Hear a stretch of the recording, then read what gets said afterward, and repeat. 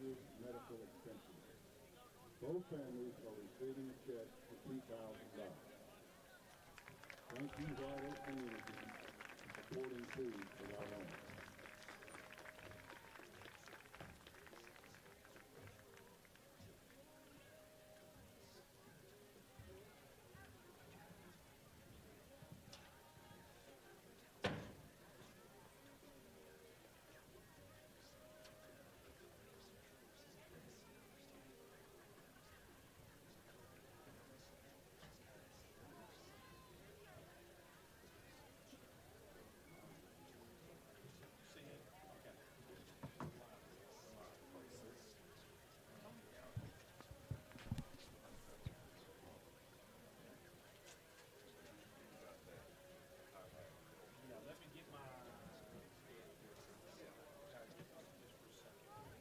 Also, I'd like to thank our new sponsor, Patterson Nissan.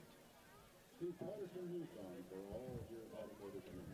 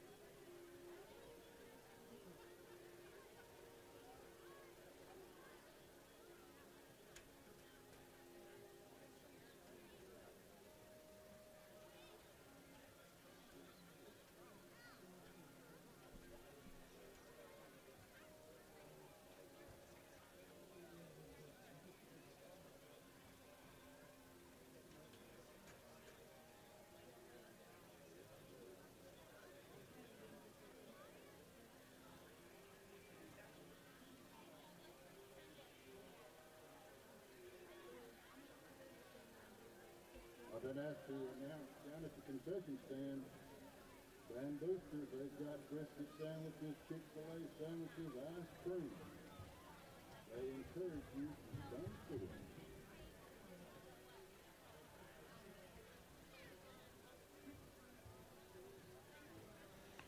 Welcome, Bulldog fans, to Roughnecks Stadium here in White Oak, Texas. Jefferson Bulldogs on the road tonight to take on the White Oak Roughnecks. I'm Bobby Lang-Bartels. I'm Greg Ingraham. I'm Greg Ingraham. We're going to be bringing you all the live action tonight, play-by-play. Guys, what are we expecting tonight? This is a White Oak team with an explosive offense once again. Bobby, they run up and down the field. They throw deep. They throw shallow. They're just all over the place. The quarterback can run. He's got some speed, but he's got some really good receivers, and he can sling the ball downfield. Yeah, so go ahead, Greg. It's going to be a barn burner of a football game. So at quarterback for White Oak, we're going to be calling Jackson Ludlow a lot.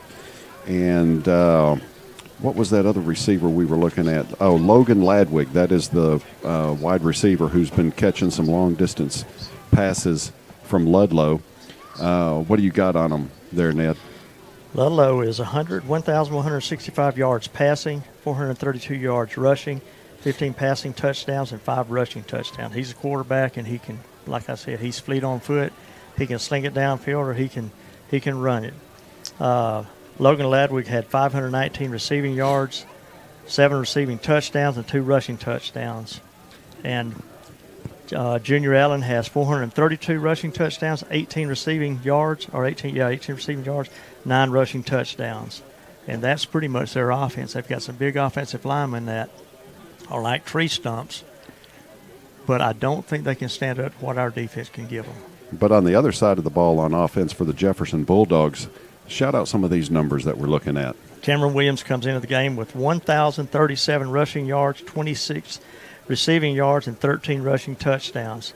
Tomias Taylor, 931 yards through the air, 15 rushing yards, 12 passing touchdowns, and 1 rushing touchdown. Jakari Johnson, 259 yards through the air, 2 receiving touchdowns. And Chris Love, 252 yards receiving yardage and 6 receiving touchdowns. He's the guy that we go to. So, Ned, you've got an interesting fact you were telling me about. Since 2008, what's the series? Well, it's even, 7-7. We've beaten them 7 times. They've beaten us 7 times. This will be the first time we played them. I want to say, Bobby, it's been a while. It has.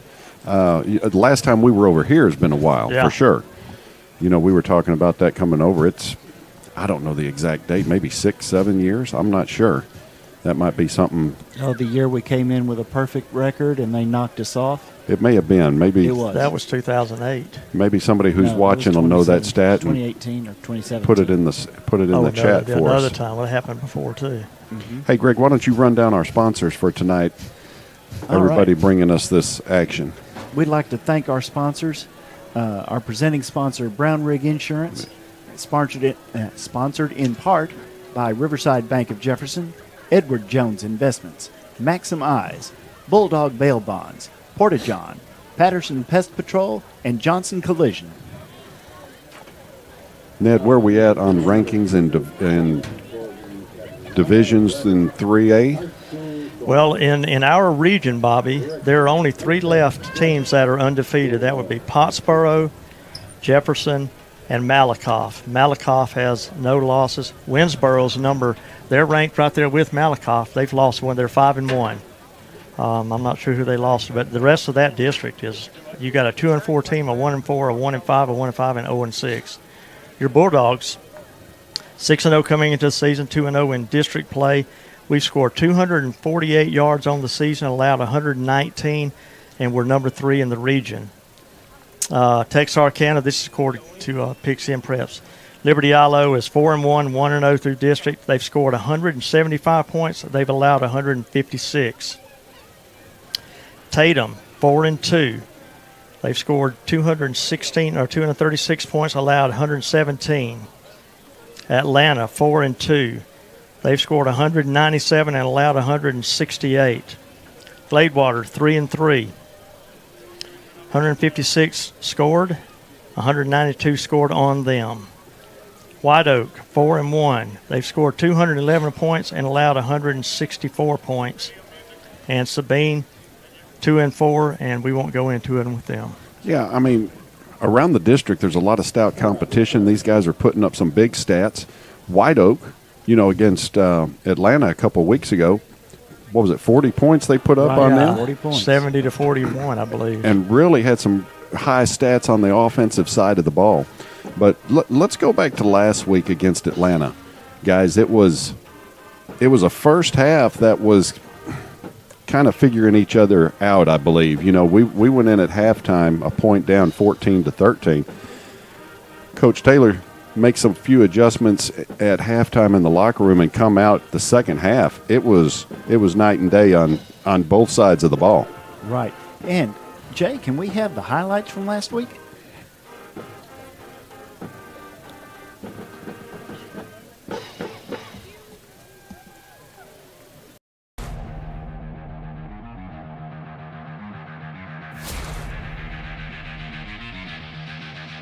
Look, their safeties are actually playing up. Yeah. They keep one safety back, but the other's playing up pretty close. He's got a man wide open down the left side, and he hit it. Jakiri Johnson's going to go the distance. That's a Bulldog touchdown. Harrison's got trips to the right, single to the left. Batten's going out in the flat, and he goes to Batten. Oh, intercepted. Chris Love. There you go. Yeah, 3-yard line. Okay, yeah, now they've got it in at the 3. Dale Brown stays in the backfield. Twins to the right for Taylor. Taylor looking to throw. He's got a man wide open. They are. Yes, they are. Here's the kickoff.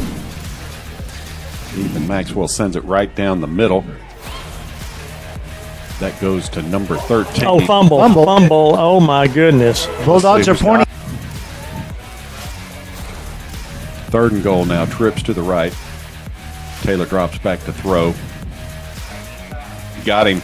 That's it. Touchdown. Showtime. Number There's a 17. Love Don't cleared cover this it. out. Hopkins makes the loop.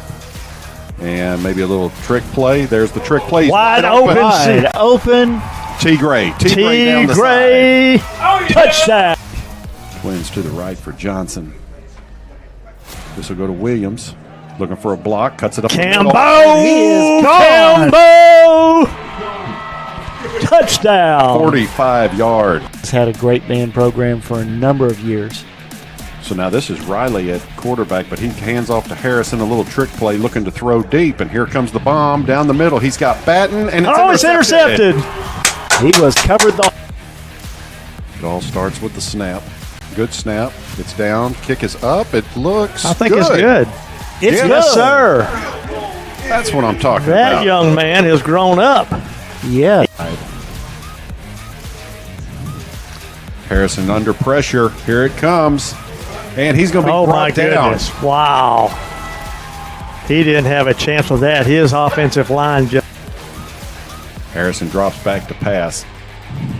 Now he's going to tuck. He's still looking. He's got a man out in the flat, and it's fumble. Fumble. Bulldogs have Recovered. it.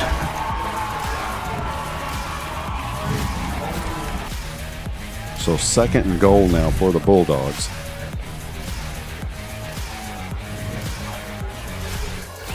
Taylor drops back. Got a fade route in the corner, and it is Touchdown. complete. Ja'Kyrie Johnson.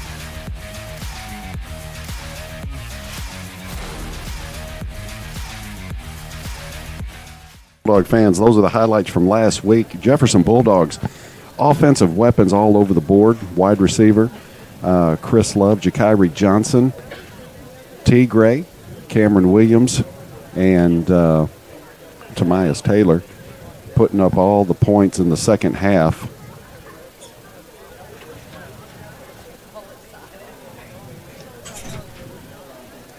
But we're looking for some fireworks again tonight for the Bulldogs here in White Oak, Texas. And guys, what do you think? It'll be a high-scoring football game tonight. Look for Jefferson's defense to make the difference. Tell you what, Bobby, last week we were a little bit of flat first half, and the offensive coach had a serious discussion with his offensive lineman, and you saw what happened when he came out the second. Oh, the yeah, second half. definitely. It was an adjustment of what they were doing improperly versus what they had been taught to do. Ned, And if you he could, said- if you could find those, do you have those notes from Coach Taylor that I gave you I do. Hang on a second. earlier? You know, Coach Taylor was saying that the Dogs just have to get off to a quicker start, and he might throw a couple things in tonight to get the momentum shifted in the Bulldogs' favor. Defensively, White Oak runs the same offense as we do, the power, counter, vertical passing game. They also are a tempo. They're going to go fast, guys. These guys, they're not going to wait around. They're going to get up to the line and snap the ball and try to make something happen. For us on defense, Keys will be able to slow down their tempo by forcing incompletions and forcing them into adverse situations where they are playing behind the chains. Similar to last week, it'll be the key to limit explosive plays and force them to drive the length of the field on us. Their quarterback is a junior, and he's also the son of the head coach. He's really smart and does a great job operating their offense. And Bobby, he can throw it downfield just about as far as you want to throw it. He's pretty much pinpoint when he throws it. And I noticed in the warm-ups, they were hitting those passes. Of Yeah, course, there was and- nobody covering the receivers, but Yeah, he's accurate, and he does have a strong arm. The Bulldogs are healthy. Nobody's out tonight. Everybody's going to be playing. And I'll tell you what, Greg, go over that announcement for the Coach Taylor tonight. okay. The Jefferson Athletic Booster Club is inviting all Bulldog fans out to the football pregame tailgate taking place before our next home game on Friday, October 25th versus Sabine. There will be food trucks, games, Bulldog gear for sale, and a trunk or treat hosted by local businesses and organizations from Jefferson and the surrounding areas. Festivities start at 5 p.m. and will go right up until kickoff, so make plans to be at the football tailgate before our next home game on October 25th at 5 p.m. I tell you what, guys, pulling up to the stadium at 5 o'clock, 5:30. It's amazing, isn't it? It's packed out there. I'm telling you. And the one thing that gets me when I open that truck door is just the smell of the food that's cooking out there. Last week they had some rabbit quesadillas, I heard. Was that right? I don't know. At least, It is très possible. at least that's what we thought they were, some rabbit meat out there cooking. And I think eventually that meat got burnt towards the end of the game, just to say. But Was a little hairy, too. Wasn't it? that's right. That's right. Bulldog fans, we're expecting a good game tonight here in White Oak. Weather's perfect. Now, one thing me and Ned noticed, we went down on the field. This is a grass field. That field is hard as a rock. Oh. It is hard. And in the past, Ned, you might want to talk about this a little bit. Well, I've just said that, there has been a couple of times where there was an amazing amount of water out there when we had speed and possibly they didn't. Yeah. Just trying to slow the dogs down, Yeah. But, man, I'm talking it is dry and hard. So when these guys hit that grass, it's going to be a little different. It'll be different from that turf at home. I can assure you of that. I'll tell you what, we walked it. It's very level. It's compacted, like you said. It's hard, but I think the guys are going to have it may help them run a little bit faster. Yeah, it'll be a fast field. It's just going to be you're going to feel it when you hit the dirt. Yeah, it won't have that little cushion there. So we could be in for a track meet tonight. A lot of speed on both sides, and like we were saying earlier, the quarterback is extremely fast. When he breaks free, he can cover a lot of ground in just a little bit of time. But these Roughnecks are in for something tonight. You went over their schedule a little bit, who they've played, but I tell you what, I don't think they've seen an offense as fast and as tough as this one. Let's talk about that offensive line for a minute. I tell you who impressed me last week, and I really didn't notice it. They made a move and put Mr. Will Baldwin at center. Yep. And the guy he was going up against, Ned. Oh, he was a toad. A mutant. Yeah, he was. A little mutant. He was enormous. And I tell you and what. Zach handled him pretty well. Will, yeah. Will handled him with no problem. So I'm going to give some props to Will at center and the rest of the offensive line as well, giving Tomias time to do his thing in the backfield back there and also opening those holes for Cameron Williams. Well, Coach said he moved a couple of them around, but if they start getting slack in one area, they can go back to another area. So it's almost like you've got 8 linemen out there instead of just 5. Yeah, that's right. They cover for each other pretty well. And they just keep opening seams up, and you give our backs room to run, especially Cam. He breaks through that seam in the line, beats the backers, and it's all over. One thing we were talking about this field, they have the big derrick on the end. They did that a couple of years ago, and I think they light it up or something when they score. I can't remember. It's been a couple of years since we've been over here. This is a turf field, and they can never put turf. It's a natural turf field. They can't put turf on it because underneath the dirt there are all sorts of oil lines that can't be covered up. So if you'll notice, the track goes inside and outside, and they've done a remarkable job making this work with the parameters they've been set with. Yeah, for our viewers that can't see it on the shot that we've got, the track is in front of the stands on the home side, and it's behind the stands on the visitor side. This is Joey Romano's setup for tonight. He's outside in the cool breeze. Got the big screen set up out by the trailer. Man, he's got it made. Yeah, he's got it made. He's got it made. And his son is the one he's talking about there, the cymbal player with the band. Oh, yeah. And the band goes to contest on Wednesday, UIL marching contest this Wednesday. Go Bulldogs. Guys, we're just a few minutes away from kickoff. Next week, the Bulldogs have a bye week, so no action next week. We might look around the area. There's some other games that'll be played, not looking forward, but ahead of our schedule. But it looks like the 2 last games for the Bulldogs, and don't overlook Sabine, but Liberty Idlo and then Tatum to finish it out. Going to be we got a huge. tough road to It's going to be plow. really tough. And among those 2 games, Liberty Idlo and Tatum, That will be for the district championship. That's right. Well, here come your Bulldogs out onto Roughneck Field. Bobby, they're decked out in their gray pants with the white stripes, white jerseys with maroon numbers. White Oak is in maroon and maroon with white helmets and white numbers. Well, we have had some battles with this team over the years. Just looking to put another number in the win column tonight.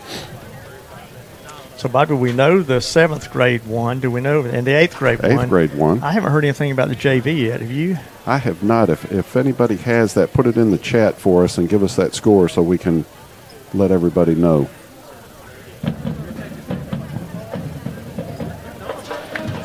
Here come the Roughnecks.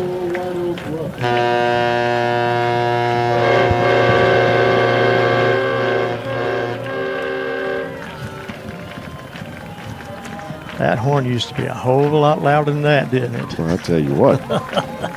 Mr. J. Patrick had his finger on the right level At the right right there time. to bring it down. He saved our lives and our ears. Bulldog fans, Mr. J. Patrick is doing the producing and all the operation for us tonight to bring you this live broadcast here from White Oak, Texas. You know, by what no one knows behind the scenes. They get here about 2 to 3 hours before the game and have to get all this stuff set up. You and I, we know how to talk. That's all we know how to do. They set all this up. It's amazing what all we have available to us now, and we utilize every bit of it.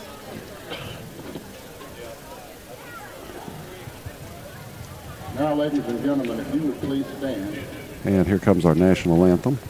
As senior Lane Simpson delivers our invocation. Please bow your heads. Dear Lord, thank you for allowing all of us to be here tonight. We ask for your blessing on all the players, coaches, refs, and fans gathered here. Keep everyone safe from injury and help us to play with integrity and respect for one another. May we honor you with our actions on and off the field. Thank you for the opportunity to come together in fellowship and enjoy this day. Above all, allow us to be Christ-like examples to those around us in everything we do. In your name we pray, amen. Now, down at the flagpole, raising the flag are FFA officers Meredith Anderson, Merritt McMahon, Emily Aguilar, and Danica Herrera, along with FFA member of the week, Olivia McFadden. Ladies and gentlemen, our national anthem.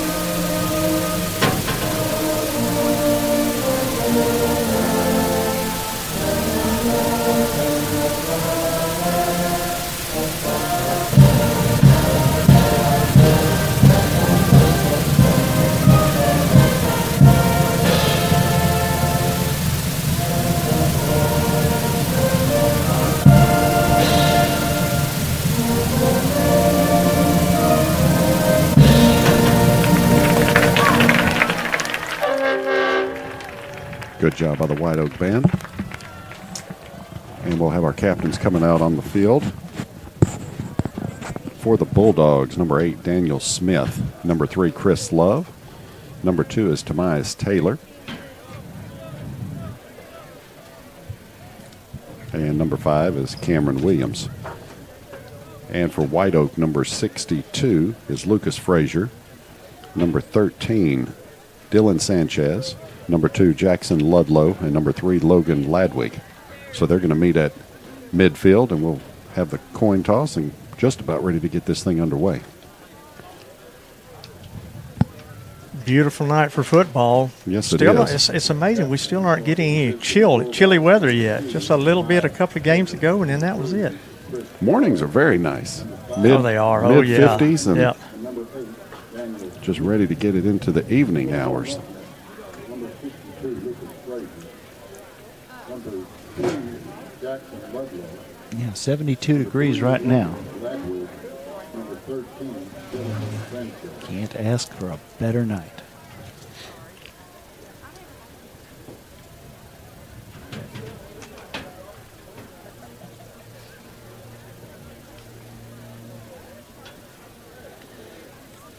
And let's see what the results were. Referee signifies that Jefferson is receiving the opening kickoff. Oh, that's White Oak. That's White Oak. We're in. Yeah. They're in all I'm used maroons, to- and we're I'm in used white to us tonight. being in maroon. Yeah, and it won't be the first time we do that tonight. No. So that means Mr. Ethan Maxwell will come out. Charlie, let's talk about that young man. I'm not Charlie. Did I say Charlie? Yes. You don't even look like Charlie. What was it, 30 years? Yeah. So yeah. I'm going to cut you some slack. I'll cut you some slack. Mr. Maxwell he's got a leg on him now. You know, the first week we saw him play, he was dribbling the ball up in the air and doing what he could, but he has really come a long way. That's right. Last week he made his first three-point field goal. Yeah. And it was it went through there. Yeah, it had a little room to spare. I think it was around 22-yard field goal. I think so. Right. Kicked it from the 12. So back deep for White Oak, you're going to have number 5, which is Tyson McKinney. And number 3 is Logan Ladwig. In the middle is number 8, Jacob Sorgi.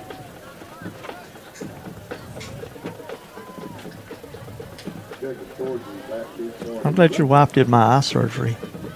Otherwise, I couldn't read this. The print is so small. I know. Or she set me up to have the eye surgery That's done. She did the prep work. Bulldog fans, we are set here in White Oak to get this one underway. Ethan Maxwell, here we go. Kick down the middle, be taken about the 15, and he is upended just across the 30. Took his legs out from under him. That was number 8, Daniel Smith, with the stop for the Bulldogs. White Oak will take over 1st and 10 from their own 34-yard line. And like we talked about, Ned, Greg, these Roughnecks are going to move fast. They're going to get a play done, and they're going to be right back up to the line of scrimmage. High tempo. And that does make a defense work.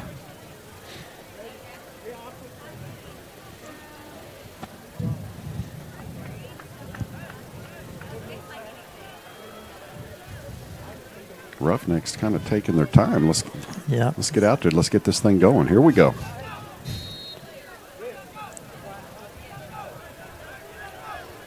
Ludlow will be in the gun. He's got twin receivers to the left. Looking to throw. Quick throw out in the flat. That is complete to number 6, Levi Sipes. Going to be a pickup of 6 yards on the play. And here we go again, moving fast. Same formation. Drops back, looking to throw. And that one's going to be incomplete, intended for Ladwig. Put a little heat on him there, knocked him down. Daniel Smith on the defense for the Bulldogs. Incomplete pass will stop the clock. Brings up 3rd and 4 for the Roughnecks. It would be nice if Bulldogs could stop them here.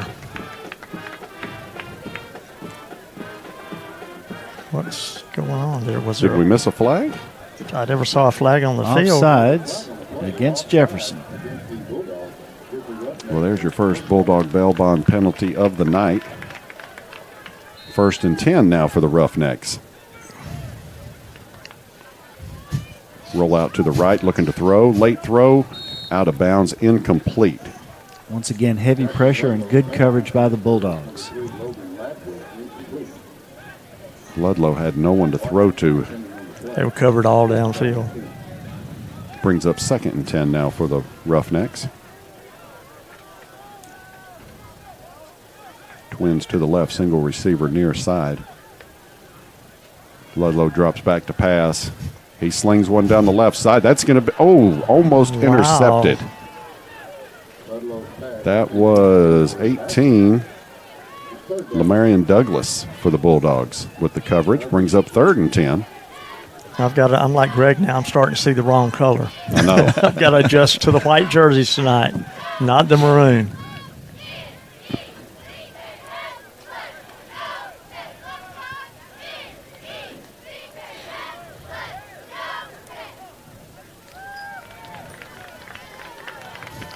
White Oak has called their play from the sidelines.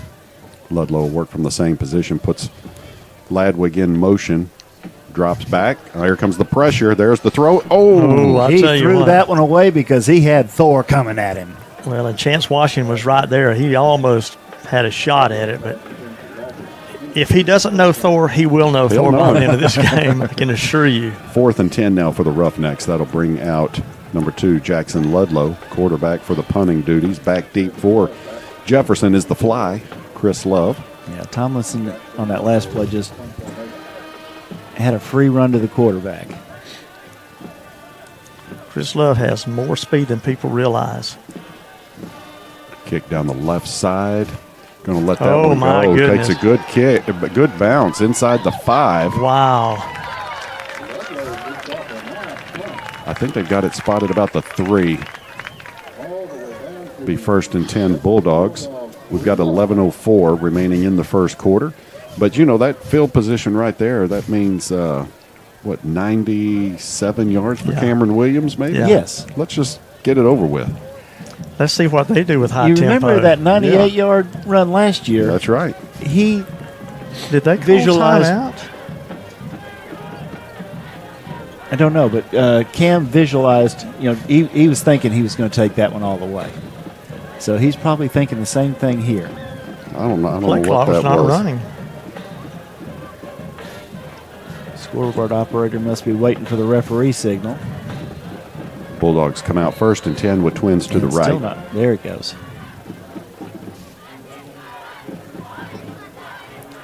And this will go to Cameron Williams up the middle. Looking for a block. He gets it maybe up to the 7-yard line. Hard to tell from this angle. Bulldogs will use tempo and get to the line quickly. Same formation. Try Williams again. Looking for a hole. He finds a little one. He's going to have the first down. Oh, yeah. Move those chains, boys. Bobby, if he would have gotten just a little bit more room there, he probably would have broken free. He carried him downfield. First quarter actions being brought to you by Riverside Bank of Jefferson. Mr. Lee Haggard.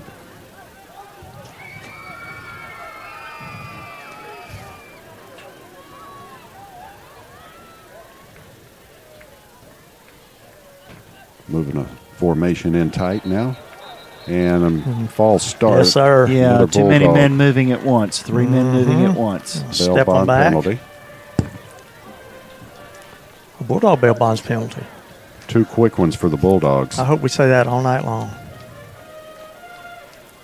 in their reference. Against White Yeah. Oak. Yeah. Yeah. Well, that's 2 against the Dogs so far. Offsides and a false start. Oh, wait a minute. I've got the wrong team again. Are you? Golly. Yeah, Bulldogs in white. Yeah. Look at your shirt. Here comes a tight formation once again. Williams around the right side, looking for a block, and he will be upended for maybe no gain. I'm not sure. It's hard at this angle. Yeah, they pushed him back. They're marking it. Scoreboard shows the 15. So 2nd and 15 now for the Bulldogs. No, okay, yeah, on the 11. Taylor drops back to pass. He's going to let one go to the fly. That's Chris Love. It is He's complete. gone, baby. He's gone. That's from the 11-yard line. 89-yard touchdown strike. Man, he had Chris Love in stride. He rested out a little bit of a bobble there, grabbed it, and then went on through. That was a good catch and go for. I can't even see that far over the end of the field down here. That Bulldog maximized touchdown comes with 9:33 in the See first on the quarter. replay, half a step, but Tomias just delivered that ball right where it needed to be. Ethan Maxwell on to try the PAT. Snap is down, the kick is up, and it is yes, good. sir. Yes, sir. Dogs draw first blood. 7-zip here with 9:33 left here in the first quarter. Number 4, 6, 9, whichever poll you want to look at, are up 7-zip over the White Oak Roughnecks. Bulldogs can score quickly. Plenty of weapons on the offensive side of the ball. No matter what you hear, do not be fooled. Not all insurance policies are created equal. Purchase a cut-rate policy online now, and you may be in for an unpleasant surprise later. As an independent agent, Brown Rig Insurance can offer benefits you cannot get from any website. Expert advice, personal service, and choice of coverages from quality carriers. Contact Brown Rig Insurance to get more value in your coverage. Call 903-938-8888 or see them online at www.brownrigins.com. Guys, I would like to say that I use every one of our sponsors, but I don't. I haven't used Bulldog bail bonds yet. Yeah, well, I'm with you. I have pushed them for 30-plus years, and I hope I never need them. That's right. Here's the kick from Maxwell down the middle, and it is handled at the 15. And he will be stopped just across the 30-yard line. That was number 8, Jacob Sorgi for the Roughnecks. Treated rudely, you could say. Yes, he was. Uh-huh. Looks like they're going to spot it. They're going to be at the 33, the 34. And he keeps walking. He's got it at the 33 across field. That's what I was looking now at. the referee puts his foot down. It's at the 33. 1st and 10 Roughnecks. Bulldogs draw first blood in this contest, up 7-0. Yeah, the Roughnecks are 1 for 5 passing for 6 yards. Trips to the left, and he will hand off up the middle. Maybe a yard. I think Cornell Nunn was the first man to him. That was number 4 for the Roughnecks, Junior Allen. Had a cadre of defenders with him. I think they gave him a yard, it looks like. Yep. Bring up 2nd and 9. Trips to the right now.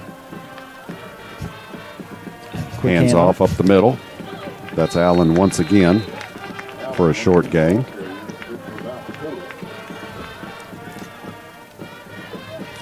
I think Thor saw that one coming. He reached over and slapped his other linebacker, and he moved over. He was a little bit late. And let's move the down marker up. It should be 3rd and about 6, maybe 5. Let's see where there he goes. 5, 3rd and 5 now. Looks like Allen will stay in the backfield with Ludlow. Trips to the right for the Roughnecks. Boy, the high tempo's gone this week. Yeah, Bobby. they kind of slowed this down. Yeah, they on this. have. This one putting the tailback in there. It almost looks like they're having some trouble getting the play in. And that's a Somebody moved. Should be a false Movement start. on the line. That'll go against the Roughnecks. Bulldog bail bond penalty will move them back 5.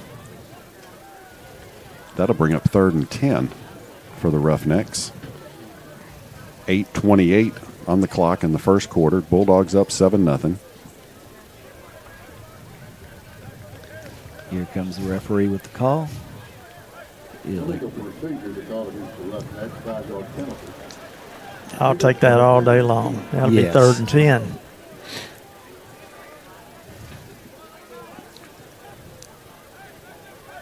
Ludlow will stay in the same formation. Trips to the right.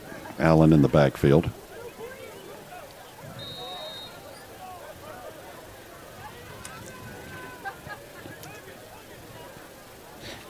3rd and 10 for the Roughnecks. Ball's at the 33-yard line. Drops back to pass, looking to go deep on the wheel route, and he has it. It is complete to number 5, Tyson McKinney. That'll be 1st and 10 for the Roughnecks. Daniel Smith on coverage. He never saw the ball coming, and it was placed right in his hands. That's a 37-yard pickup. We got a man to come up to. There you go. And that'll hand off up the middle as Junior Allen once again. Looks like no gain on the carry. Near the line of scrimmage, no gain. Whitaker, the first one there for the Bulldogs. Second down and 10. See what the... He's got 5 yards on 3 carries.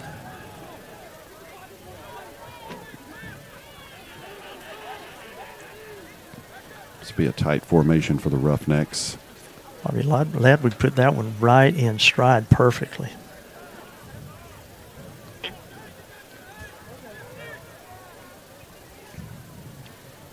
Puts a man in motion. This will go to Junior. No, he fakes the handoff.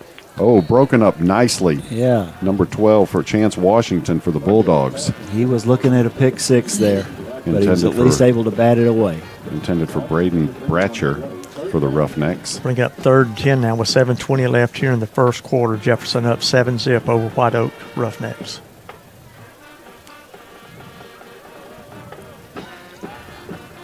This is where the defense is just going to want to tee off and get to the quarterback. Expecting a pass here.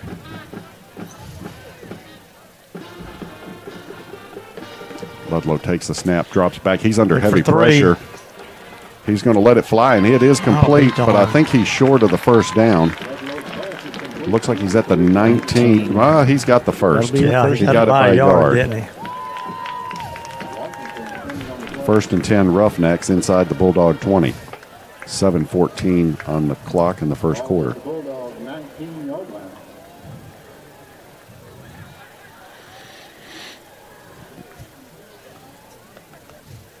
Ludlow hands off to Allen once again. Short gain. The handoff to number 4, Junior Allen. Well, that turned out to be about 6 yards, wasn't Yeah. it? Maybe And- 7. Yeah, and here they come. They're moving fast once again. That one is complete out to Ladwig. Going to mark him at the 10-yard line. It's going to be close, isn't it? Looks like he's going to have About about a yard yard. short. Brings up 3rd and 1 for the Roughnecks.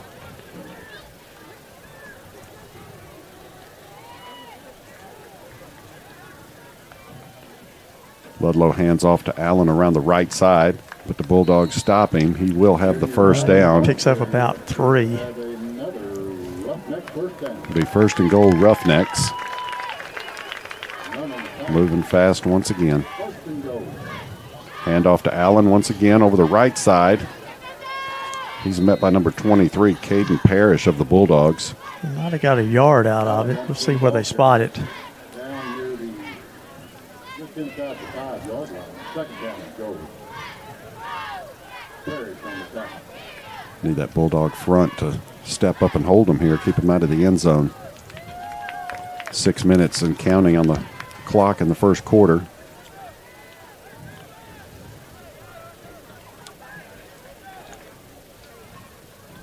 Ludlow keeps it himself, but he is upended. He's going to Ludlow on the quarterback keeper. maybe get a yard or 2 on that carry. I think about a yard's all they're going to give him. Yeah, they just chopped his legs out from under him and put him on his head.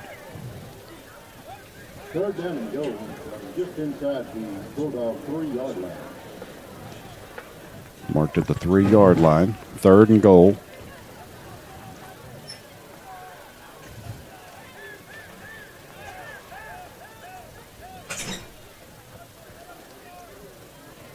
Ludlow getting everybody straight. Puts a man in motion. This will go up the middle again to Allen, but he is stuffed. Yeah. That'll bring up 4th down. No whistle yet. You're on the ball for That's just treating someone just rudely rudely. right there. Run him Almost into a brick wall and pushed him back. pushed him all the way out to the 20-yard line. Where are they going to spot it, though? At this point, they're marking it at the 4. At the 4, so 4th and goal for the Roughnecks, 4:44 and counting. I'm expecting a pass here. I could be wrong. Maybe a little play-action rollout Exactly. for Ludlow and let him have the chance to run it if he needs to. Yeah, they've shown us a little bit of play action, and it worked well for them. Number 3, Ladwig, is in the slot position. He's one to watch. And they're just trying to get And they're going to call a Instead of timeout. getting their play in, they just call a timeout. Timeout, Roughnecks. 4 minutes, 20 seconds left in the first quarter. Our score, Bulldogs 7 and White Oak nothing. When you need help with your insurance coverage, where do you go? A website? An automated service center? Not if you come to Brown Rig Insurance Agency. Brown Rig is your hometown independent insurance agent, so you receive personal, knowledgeable service and advice from someone you know and trust. Call Brown Rig Insurance Agency at 903-938-8888 or visit their website at www.brownrigins.com. So for the first time tonight, the Roughnecks are knocking on the door of the Bulldogs. Bobby, they've changed their whole tempo. I mean, they've been every game we've watched on film. It was a fast tempo, and now they're kind of slowing it down, and then they'll speed it back up. But they've changed the tempo a little bit. Yeah, points it looks like they're having a little bit of trouble just getting the play called in from the sideline, because the players stand there looking over to the sidelines and stand there and stand there. So we'll see. Obviously, they should be calling the play in the huddle with the coach that they're having right now from the timeout, and just see what happens as they come up to the line. Returning play. 4th down and goal, White Oak at the Jefferson 5-yard line. So a little different formation. Twins to the right. That is Logan Ladwig, number 3, all the way out. He goes in motion. He's going to be the one to watch in the slot. Rolling out. And here's the throw late. Out of bounds. Out of bounds. No good. No good. Turnover on downs. Bulldogs will take over. 1st and 10 from their own 5-yard line with 4:13 on the clock. Well, that was a good defensive stop by the Bulldogs. Yes, indeed. You heard the horn go off. The home crowd saw the receiver come down with the ball, but he came down with his foot over the line. Real quick, guys, I've got Doug Thompson with some scores. It is Liberty Ilo 13-7 over Gladewater. Atlanta is leading Sabine 10-0. That's in the first quarter. And Edna 14 and Mathis 0. So Mr. Doug Thompson, Thompson Insurance Marketing, where Medicare is made easy. If you have any questions, just give Doug Thompson a call. What happened? Did they call that before they even snapped it? What's going on out there? No, still First first and and 10. referee and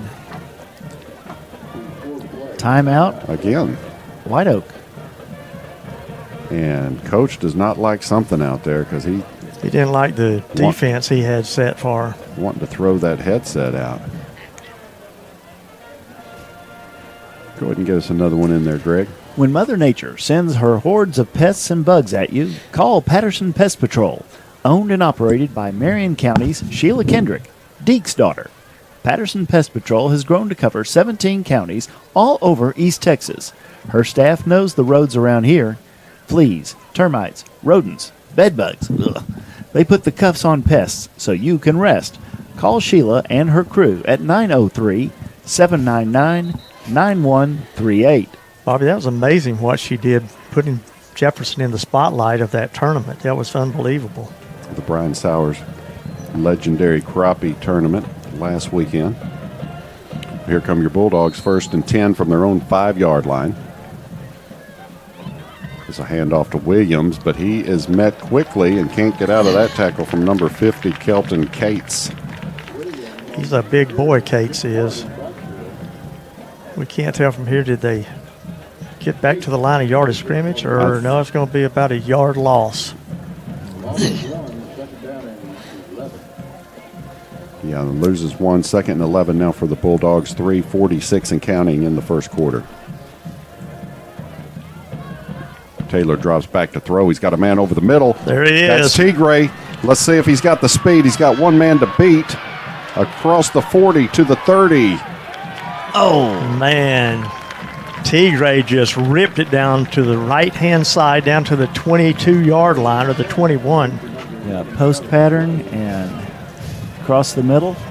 He caught it in stride and took it down. Where they marked it, the 22?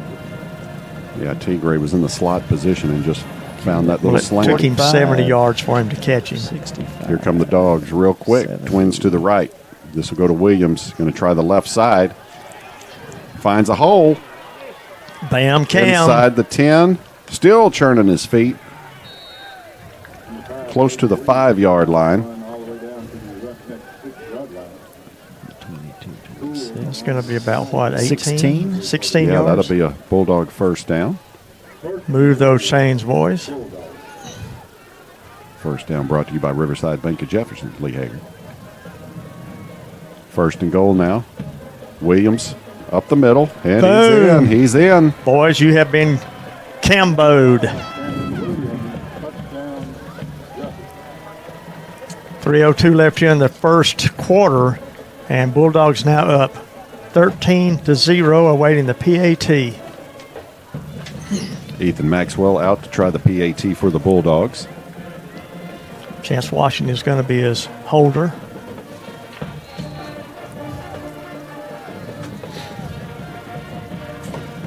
Good snap. Oh, well, let's see what happened. There's a flag. False start. Bobby, I'm not sure we were going to kick that one. Yeah, I think it was false start. Legal procedure to call. Bulldog bail bond penalty. Moving back 5.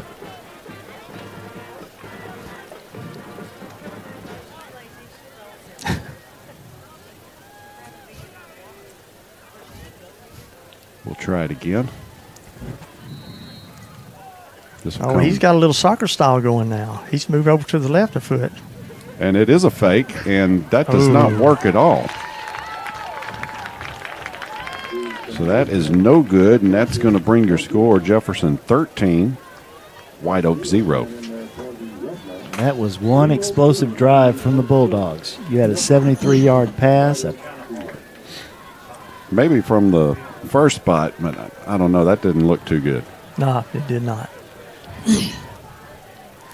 3:02 left here in the first quarter. 13-0 Bulldogs over Roughnecks. Bobby, they've slowed their tempo down, but they're still able to walk up and down the Yeah, field. they're moving it. They may not do that high tempo stuff tonight. Not as near as much anyway. Here comes Ogre. Yeah.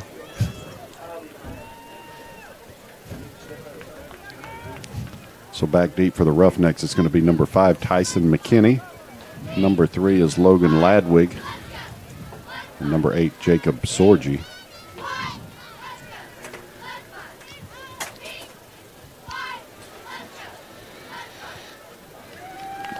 Well, here's a quick stat for you. Tamias has 162 yards passing already, Wow. and it's just the first quarter. How many attempts and how many You total? know, both those, 2 for 2. both those drives were Yeah. Touchdown. around the 5, starting off. Here's Maxwell. Good kick down the middle. That's going to be number 3, Logan Ladwig, coming around the right side, about to the 36-yard line. So all 3 starts for the Roughnecks have come from the 33, 34, and now the 36-yard line. The kicker on the tackle, Ethan Maxwell. And looks like he's going to spot it at the 35. I thought there for a minute. Well, now he's going. Well, They he's got the 36. line judge has got 35, and the umpire's got 36. So what's it going to be, Yeah, boys? he'll move it back. He's There we moving it go, back. 35-yard line. I thought he was at the 36. I did too, but I'm not going to argue with him. 2:53 on the clock in the first quarter. Bulldogs lead 13-0. And now the Quick snap that Roughnecks goes come up the quick. middle Wow. to number 4, Junior Allen. maybe got back to the line. Barely got back to the line. Barely is right. That front wall of the Bulldogs not letting him through. That's Greg's. Is that your brick wall, Greg? That on is the defense? Bulldogs brick wall. And here come the Roughnecks up quickly. Quick snap, fakes the handoff, quarterback keeper, but he's under pressure. And he's going to keep it himself over the right side. Found a little room to run. That's going to be close to the first. To the 45-yard line. That should move the chains. They'll move it there. Yeah, I believe They're you're right. Busted play ended up pretty good. Yeah. Did you see Thor hit this defender out here and tried to bounce off of him and get to the I didn't see runner? it. He almost got it. But the pressure was on the quarterback quick. Yeah.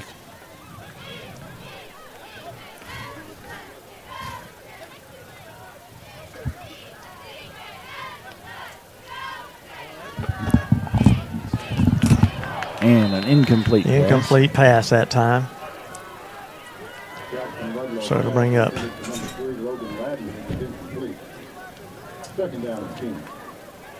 Second and 10. Ball spotted at the 45. You would think they'd go downfield this time. I don't know. They've tried a couple of runs here.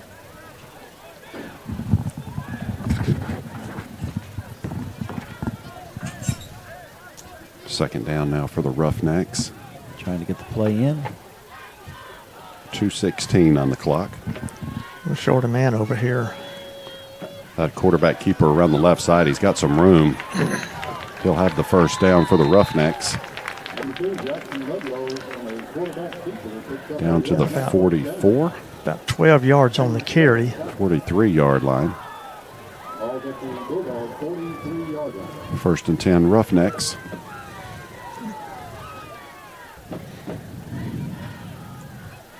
Ludlow will have twins to the right. Allen in the backfield. Oh, fall. That should have been a That false should have start. false start, you bet. The tight end on that far side. I don't see a flag. They're going to let it play out. Maybe a gain of a half yard. No gain.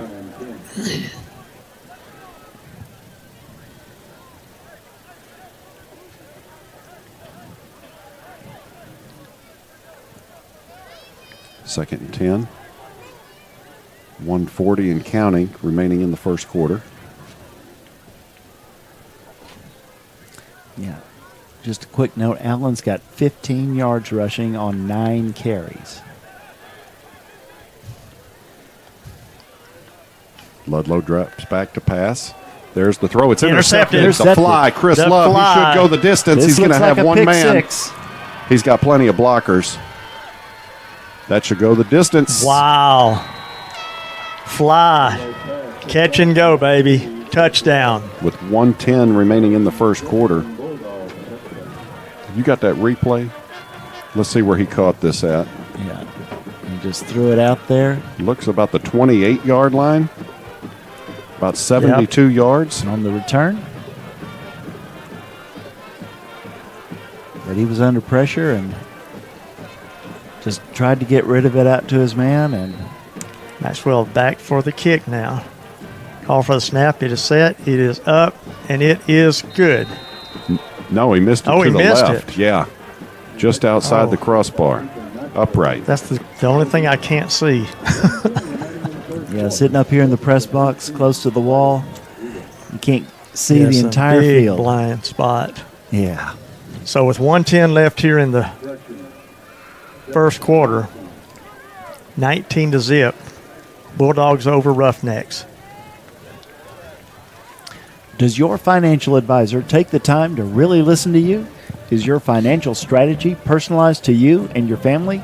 Will your financial advisor be there as your life and financial situation changes? When you work with Joey Romano, your Jefferson Edward Jones financial advisor, he focuses on what's important to you. You'll work together and use an established process to create a personalized financial strategy, backed by the advice, tools, and resources to help you reach your goals. And you can partner long-term to help your strategy stay on track. Contact Joey Romano today at 903-665-9965. Edward Jones, member SIPC. Hey, Joey, tell your buddy's wife we're talking about him again. Joey Romano, I mean, that's just the man of the town. Where's the Dago dude? That's him. Now, Alex a couple of years ago was a heck of a ball player, offensive lineman. That would be the eldest son. Here comes Ethan Maxwell with the kick. Right down the middle. Fielded at the 15. Oh, big hit. Oh, That was Daniel Smith. man, Put Smith a big hit on that. looked like a torpedo hitting a canoe. Wow. So this one's going to start. Let's see where they're going to mark this. Bob, that's going to leave a bruise. Oh, look at this replay again. 27 for the Roughnecks. Catches it. And starts to bring it upfield, and bam, just gets run into. That dadgum Jay Patrick's on the ball, isn't I he? tell you what, this guy, this is like having ESPN in your It back is, pocket it right is. here. And we're at our house. We got enough room we can watch everything on the screen right in front of us. Yeah, it's good that we're able to do this on YouTube, and people with their smart TVs can see it for themselves. Oh, and man, that's Chris Love. The fly, he's makes all over another big play on defense. That's a big loss of about, 3 yards? it. Jackson Ludlow, the quarterback keeper, around the right side. That's a More than loss that. of about 4 yards. Yeah, Yeah. call it 4. 2nd and 14 now for the Roughnecks. And we are 39 and counting before closing out Well, this he's got first to run quarter. one more play because the play clock is at 19. Yeah, this should be the last play of the first quarter. Man in motion. This will be a handoff over the left side. That is Junior Allen. Somebody's bonnet is off. Thor lost his helmet. He'll sit out the first play of the second quarter. Down to about 10 seconds and counting. Now they're going to stop the clock, I think. Yeah, they 13 stopped seconds. That uses up all their. Third down and 11. it. Now they started. No? Yeah, there we go. And let's see if they just let this one. Yeah, he's going to They're let it just run standing out. there. So that'll bring us to the end of the first quarter where your Jefferson Bulldogs lead the White Oak Roughnecks 19-0. First quarter. Jefferson 19, White Oak 0. And Bobby, the Have you- Bulldogs have done it on quite just a couple of plays. Long you- plays. Have you made a mistake and had a penalty flag thrown on you in the game of life? If so, call the guys at Bulldog Bail Bonds, locally owned and providing fast service. Credit is available. Call Ken or John at 903-665-1123 or at 1-800-317-1123. Available 24 hours daily. Bulldog Bail Bonds is a proud sponsor of Jefferson Bulldog football. And they've been doing this for 33 or 34 years, ever since we've been on the air on the radio and on the live site. They've been involved. So 2 big plays by Chris Love. We call him the fly because he's all over the place. And one on a reception and then on a defensive interception for Chris Love in that first quarter. He has just been running the field tonight. I call him Fly because once he gets that ball in his hand, that's what he does. Yeah. He can motivate. Yeah. But very quickly, in the first quarter, Tomias Taylor was 2 for 2, 162 yards passing. And, you know, we talked, the first 2 drives were inside the 5-yard line for the Bulldogs. Each time a big pass, 70-plus yards on each reception. And, yeah, the other touchdown, some guy named Cambo got that one. Yeah, we know who that guy is. But once again, that's one of the things that makes this Bulldog team so dangerous is they've got so many weapons. Here come the Roughnecks around the left side. That is Logan Ladwick. 3. Chris Love knocks him out of bounds to get up to the, 35? Going to be about 3 yards short, 2 yards short. It'll be 4th and 2. And they're going to punt it away. I hear the coach yelling.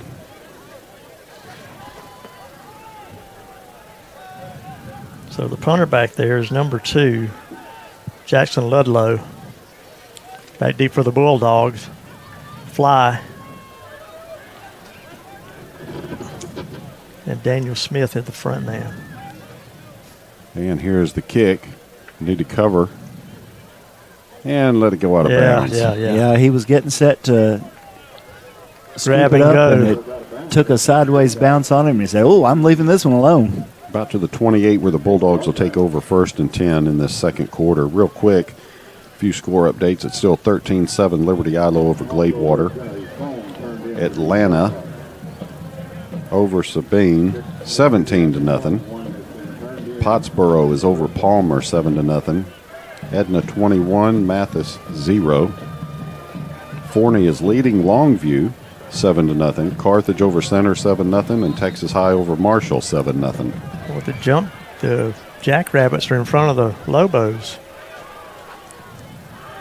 Here come your Bulldogs. This is going to be Turkey trying the left side. And he finds a block. Keep going. Because he's got a wall. If he shakes another tackler, gets close to the first down. I'm telling you. A lot of running out there.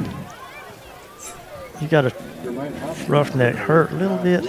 He hit the ground the wrong way. Jermaine Hopkins takes it left, reverses field, and I mean, Bobby, we thought he was going to be trapped back there Yeah. for about a 4-yard loss. You give him the ball, he does not want to go down. He is so quick. 2nd and 1 now for the Bulldogs. Taylor looking to throw. And that might be picked off. Oh, he had Tigray on an out route. That one's kind of rolled off the fingers of Tomas where he's ready to really throw the ball. That was number 17, Braden Bratcher, for the Roughnecks on the defense. Broken up by number 17, Braden Bratcher. 3rd and 1 now for the Bulldogs. 11:06 remaining in the second quarter. Taylor drops back, looking to throw. He's got all day back there. He could probably run this. There's the throw, and that's going to be a first down. That is to number 17, Breaking Avery one. Lawson. Broke the first tackle, got the second tackle. Finally brought down that time by number 14, Trevor Sizemore. Move those chains, boys. Bulldog first down across the 50 to the 47-yard line of the Roughnecks. Jermaine Hopkins in the backfield behind Taylor. Taylor looking to throw once again. Out route to Tigray. Oh, It is man, complete. Tigray First can down. move. Down to the 35-yard line, 1st and 10 Bulldogs. Tamaya's spot on tonight. And there's nothing wrong with number 5. He's over there on the sidelines ready to go. We're just Yep. going to throw it around a little bit, give him some breathing room. Well, Coach said, you know, all these weapons, and they're going to utilize them.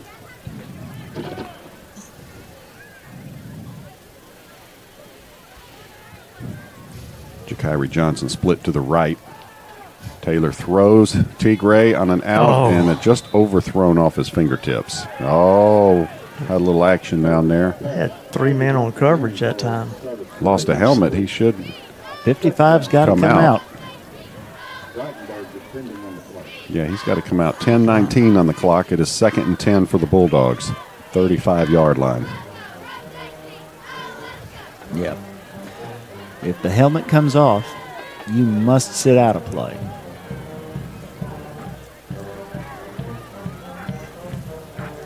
You got a problem with the clock? Well, here we go now. We're ready. There it goes. 2nd and 10 Bulldogs. Taylor drops back to throw. Going deep down the left side. He's got a man. Oh, just That was overthrown. Tigray out there. Just get to it. That'll bring up 3rd and 10 now for the Bulldogs. Had double coverage on him, too. Yeah.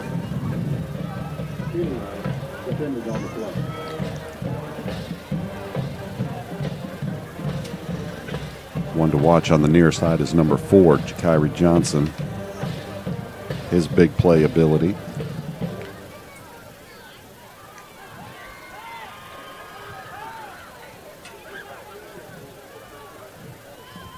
Turkey. Oh, he Oh, got he can't escape that one.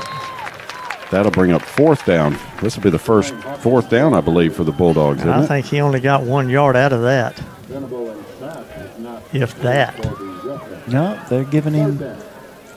Maybe a half a yard. Yeah. Cameron Williams Yeah. comes back out on the field for the Bulldogs. Fourth down. Fourth down, the Bulldogs are just going to go for it. Just inside the 35-yard line.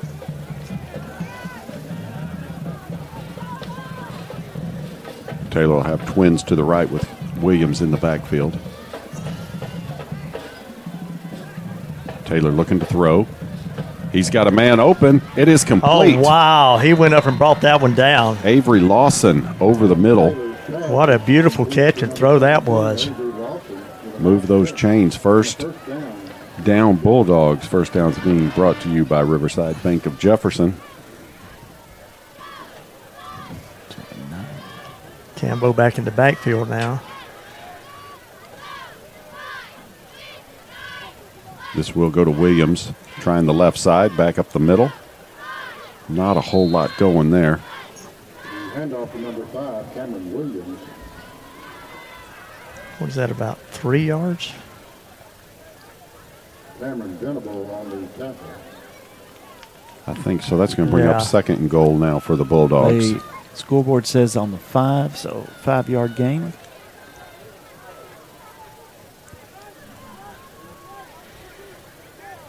I don't think that's right. That ball's on the Handoff to Williams 6 around the yard right line. side. Looking for a block, reverses field. Going the long route. Oh, now he throws at the last second. Holy cow. I didn't see any linemen downfield too far. No.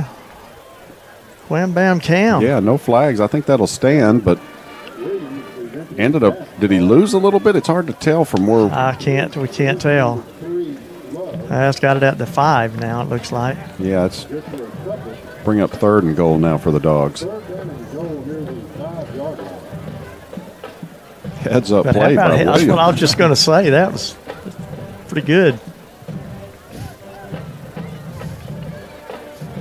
Hopkins in the backfield now. Taylor looking to throw. Fade route. And Chris Love, is he Did he inbounds? catch it? Yes, It is. touchdown. was that Love? You bet Yes. it was Love. It is. Oh, yeah. Fly.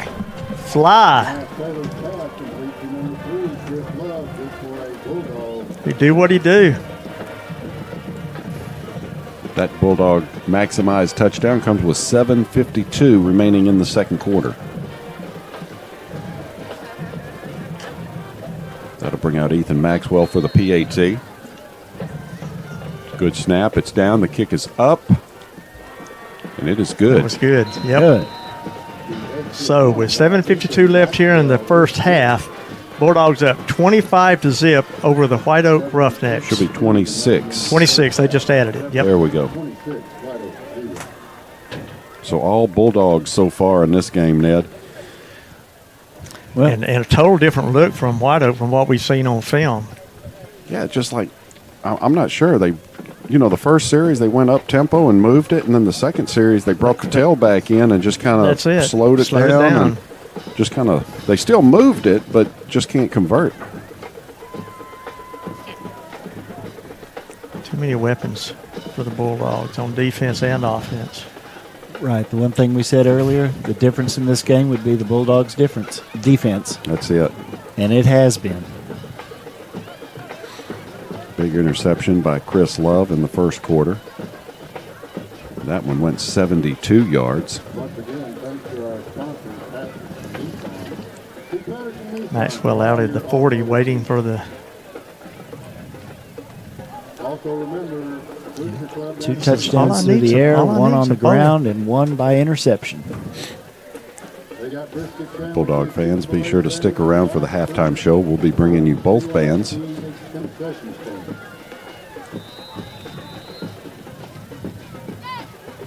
Is that 5 in the middle? Tyler McKinney? I think so. Maxwell, this one's going to go down the left side. I think that is Flag. number 8, Jacob Sorgi. Was there a flag or no? I thought I saw a flag going through the I air. don't see anything anywhere. It'll be 1st and 10 Roughnecks, 7:46 remaining in the first half. About the 33. Yes, sir. And let's see what kind of offense they come out in. You know, that first series, he was throwing the ball really well. They're going to bring the tailback out. That's Junior Allen, number 4. I don't see Thor out there. This will go to Allen, trying the left side. Oh, big hit by Daniel Smith once again. Put his shoulder That is what in you it. call a decleat. He'll feel that one in the morning. Woo. Right now he's woozy. Yeah, he's going to come out. With Junior Allen, the ball carrier that time. Brings up 2nd and 4 now for the Roughnecks.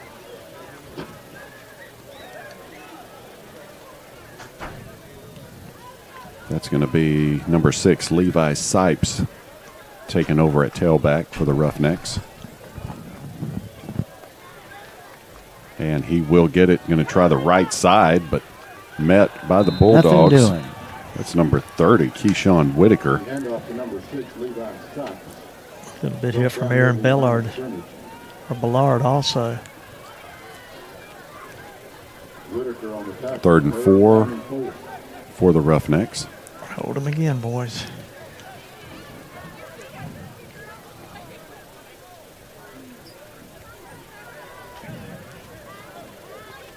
Slow tempo, going to get the play from the sideline. Twins to the left.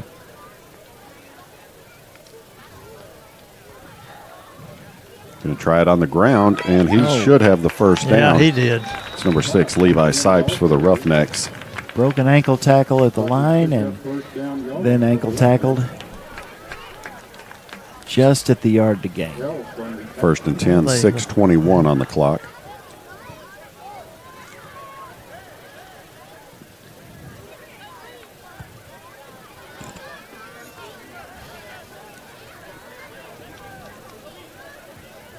Ludlow has twins to the left once again. Tailback will take it over the left side. That is Sipes once again. Dad, I'm seeing that man in the slot position. I mean, he got a pretty good lane right before that ball is snapped. You know, normally they're going to, I guess if he's not taking a step, they're not going to call that a false start. Well, I saw the same thing you did on the other side there. I keep looking for a flag on it, but they're not calling that. Yeah, taking a step like that's just the kind of thing that'll get somebody to jump. Sipes once again. He'll have the first down, just slowly working his way Good through the tough blocks. run there. Thor came all the way across the field to make that tackle. Close to the 8 40-yard yards. line. 1st and 10 Roughnecks, 5:25 remaining in the first half. Ball spotted at the 41-yard line of the Bulldogs. Sipes is, tonight he's much more effective than Allen.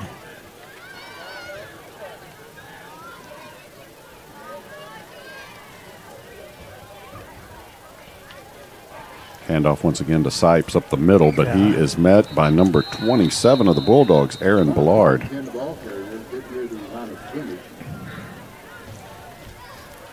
Yeah, they're marking it. Marking it at the 42 for a yard loss. Ludlow's back in there now. So that should be 2nd and 10 for the Roughnecks, or 2nd and 11. All right, guys, watch your receivers. Yeah, they kind of abandoned the pass here. He's back in there, so I'm thinking they'll probably. And he will throw it down the left side. That Double could be coverage. intercepted. That was number 18 for the Bulldogs, Lamarian Douglas. He got a hand on it. Incomplete pass will stop the clock. 3rd and 11 now for the Roughnecks. 4:20 on the clock. Yeah, he just threw that one into double coverage and got away with it. Logan Lagby's not very big as long as far as height, but he's got some speed on him and darn good hands.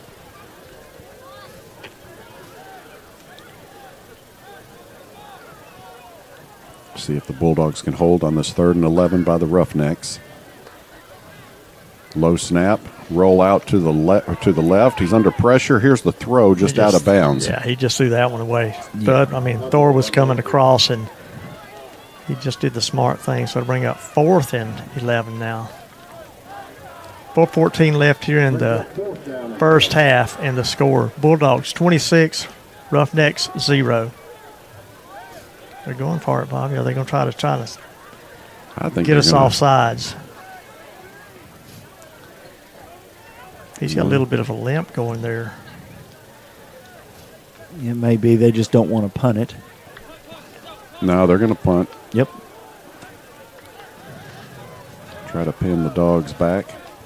That'll bring out Chris Love, deep for the Bulldogs. The punter will be number 2, Jackson Ludlow for the Roughnecks. Let's see who we got. Somebody going back there now. It's Jakari Johnson. Oh, they don't think they're going to. No, they do kick it. It's down the left side, out of bounds. That's going to be close to the 20. Yeah. 19. He went straight to the 20. To the Good 20. call, man. Yeah, I got that covered. 1st and 10 Bulldogs. 4:08 remaining in the first half. Be sure to stick around for the halftime show, both bands. Greg will have all your stats. I'll run down the scoring summary of the first half. And that halftime show is going to be brought to you by Edward Jones Investments. That's Mr. Joey Romano again. His friends didn't know he was so popular. He also plays golf every now and then. Romano does? Yeah. Every year for the tournament for the library. He's out there directing traffic. Oh, there you go. No, he's on the course. Is he? He's swinging a club. 1st and 10 Bulldogs. Hopkins goes in motion. This will be handoff up the middle. And you could blow the whistle. Was that Williams? I'm not sure Yeah, that was. He fought himself 2, almost 3 yards. Yes. Bring up That second. much effort, you got to give him 3 yards. Yeah, 2nd and 7 now for the Bulldogs. Turkey's back there with him this time. Yeah, split backfield. Hopkins goes in motion. This will go out to Hopkins on the left side. Makes a move. He'll have the first down. Man, Up to the 36-yard line. if that dude was 6'3" and 190 pounds, he'd Lot play of at any weapons. college in the Yeah. world, wouldn't he? What an athlete. 1st and 10 Bulldogs. Hopkins in motion again. This will be Williams. Found a hole. Found a Boom. hole and found another Bulldog first down. Cambo on the march that time. First down brought to you by Riverside Bank of Jefferson. It's Mr. Lee Haggard. Ball spotted at the 45-yard line of the Bulldogs. 3:12 on the clock. And There's a flag, false start on the Yeah. Bulldogs. That'll move them back 5 to the 40 and bring up 1st and 15. 3:08 left on the clock. 26-0 Jefferson. Over White Oak. Chris Love received his first offer, I seen. He did. SAU comes Yes, sir. knocking You're on the darn door. right. I'm thinking that's going to be first of many for Chris I Love. think that was not the. I He's think he's gonna had get- some, but that Did he? was the first one that really got his eye. Okay. I'm not sure where those others were. 1st and 15 now for the Bulldogs. Split backfield. Hopkins in motion. That'll be Williams up the middle. He's got a seam. And there he goes. That'll be a first down and then some to the 34-yard line. Another Riverside Bank of Jefferson first down. 2:56 on the clock here in the second quarter.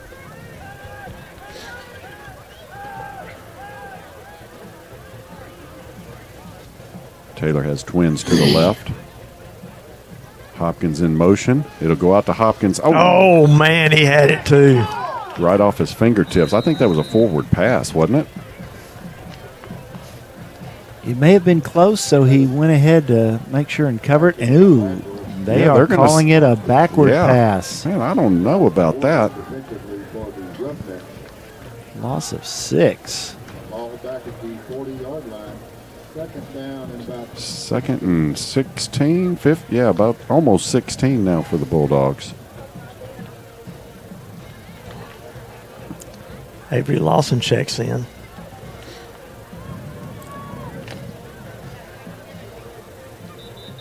And the Bulldogs are going to take a timeout and talk about this one. 2 minutes remaining in the first half. Bulldogs up 26-0 over the White Oak Roughnecks. Johnson Collision on Highway 49 West isn't just where you go when your car or truck gets banged up. It is also the collision repair place that's teaching Jefferson High School students the skills needed to work in a shop after graduation. A hands-on education and attention to detail when they repair your ride. Call them to learn more. 903-665-2233 here in Jefferson. I'll tell you guys what, Mike and Luann Johnson over there at Johnson Collision, you could bring them anything that's messed up. They do all our work vehicles. And I've got some lousy drivers at work. I ain't lying. We brought many vehicles up there, and they send them back looking brand new. And they do windshield repair, too. Windshield inspections, but that's fixing to be over at the end of the year. Right. But if you got anything wrong with your vehicle, take it down to Mike and Luann. They'll get you fixed up. Well, they rebuilt several of ours. And I tell you what, they do. For us, we brought a vehicle that was just, I thought it was gone. Yeah. Had it repaired, and I'm like, oh, man, I don't even want to see this bill. And then you get the bill, and I'm like, is that right? A really good deal. 2nd and 16 now for the Bulldogs. Handoff down the right side as Cameron Williams cuts back up the middle. He's got a seam. He's going to be gone. That's a touchdown. Dude, you just got Cambo. 40-yard touchdown, Cameron Williams. His second touchdown of the night. That puts him over 100 yards on the game, 118 yards unofficially. Clock stops with 1:50 left here in the first half, awaiting the PAT.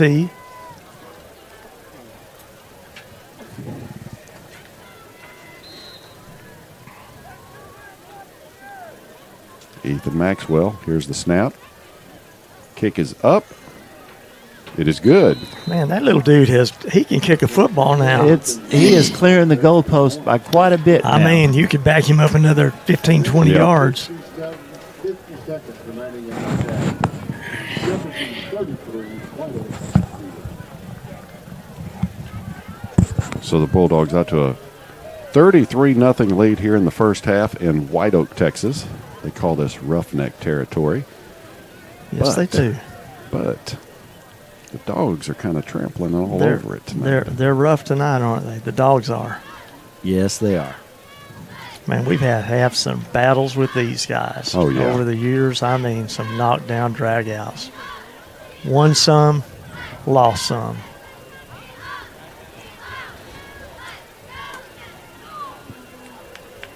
But this is where the kind of thing where the Bulldogs have earned their rankings on the state polls.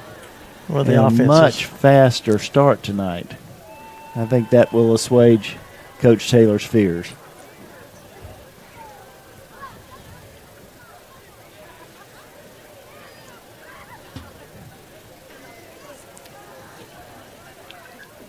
Tyson McKinney back deep for the Roughnecks. Kicking off, Ethan Maxwell. Ethan Maxwell will kick off, back deep. He's making a straight run at it this time. Good kick right down the middle. Bouncer. That's going to be a tough one to handle. Oh, he's down. He's down. Tyson McKinney close to the 10, maybe the 11-yard line. Yeah, just had to fall on it. So 150 remaining in the first half. The Roughnecks will take over 1st and 10 from their, looks like he's got it spotted at the 12, their own 12-yard line.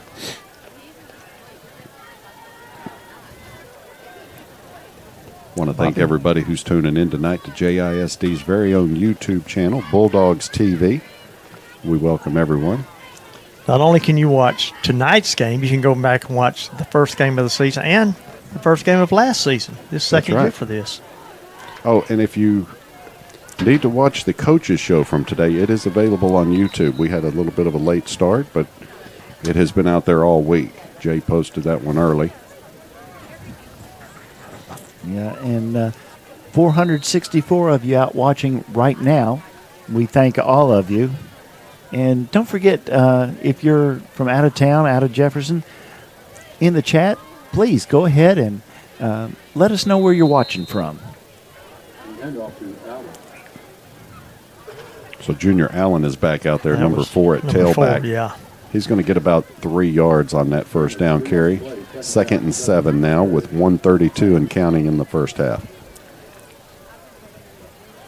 All right, they're pulling everybody in tight. Well, it looks like they're calling a play. And we're going to rush back up to the line and do quick tempo. Let's see what we do.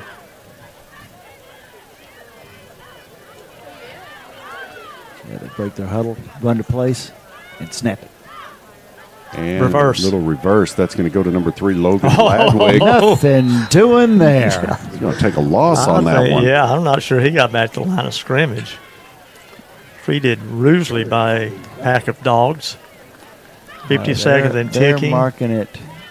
They've got to get one more Is that play the off. 13 or the 14? 13. 3rd and 8 now for the Roughnecks.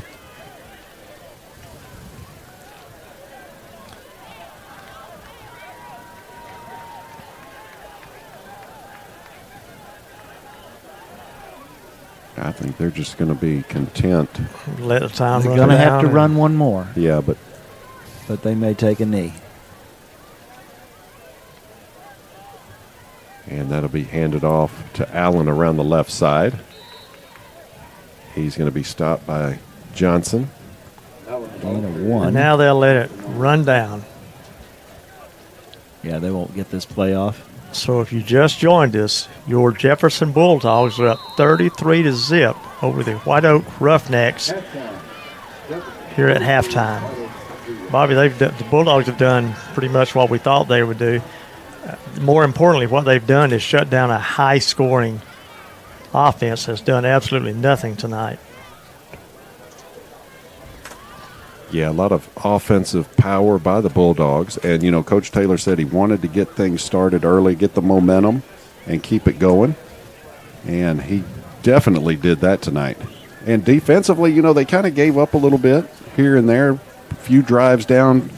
They were at the 5-yard line knocking on the door and held them. Defensive plays. Yeah. So good job by the Bulldog defense. And Bulldog fans, stick around for the halftime show.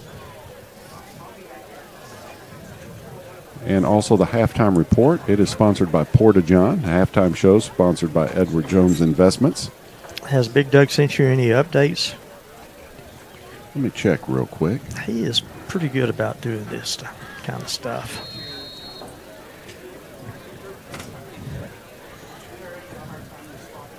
No, nothing new, but Gladewater's kind of hanging in there with Liberty Ilo. The last score I had was Really? 13-7 in the second quarter. And Atlanta was over Sabine 17-0. So we're going to keep our eye, especially on that Liberty Ilo. I'd like to see Gladewater put a little something together and put it on Liberty Ilo.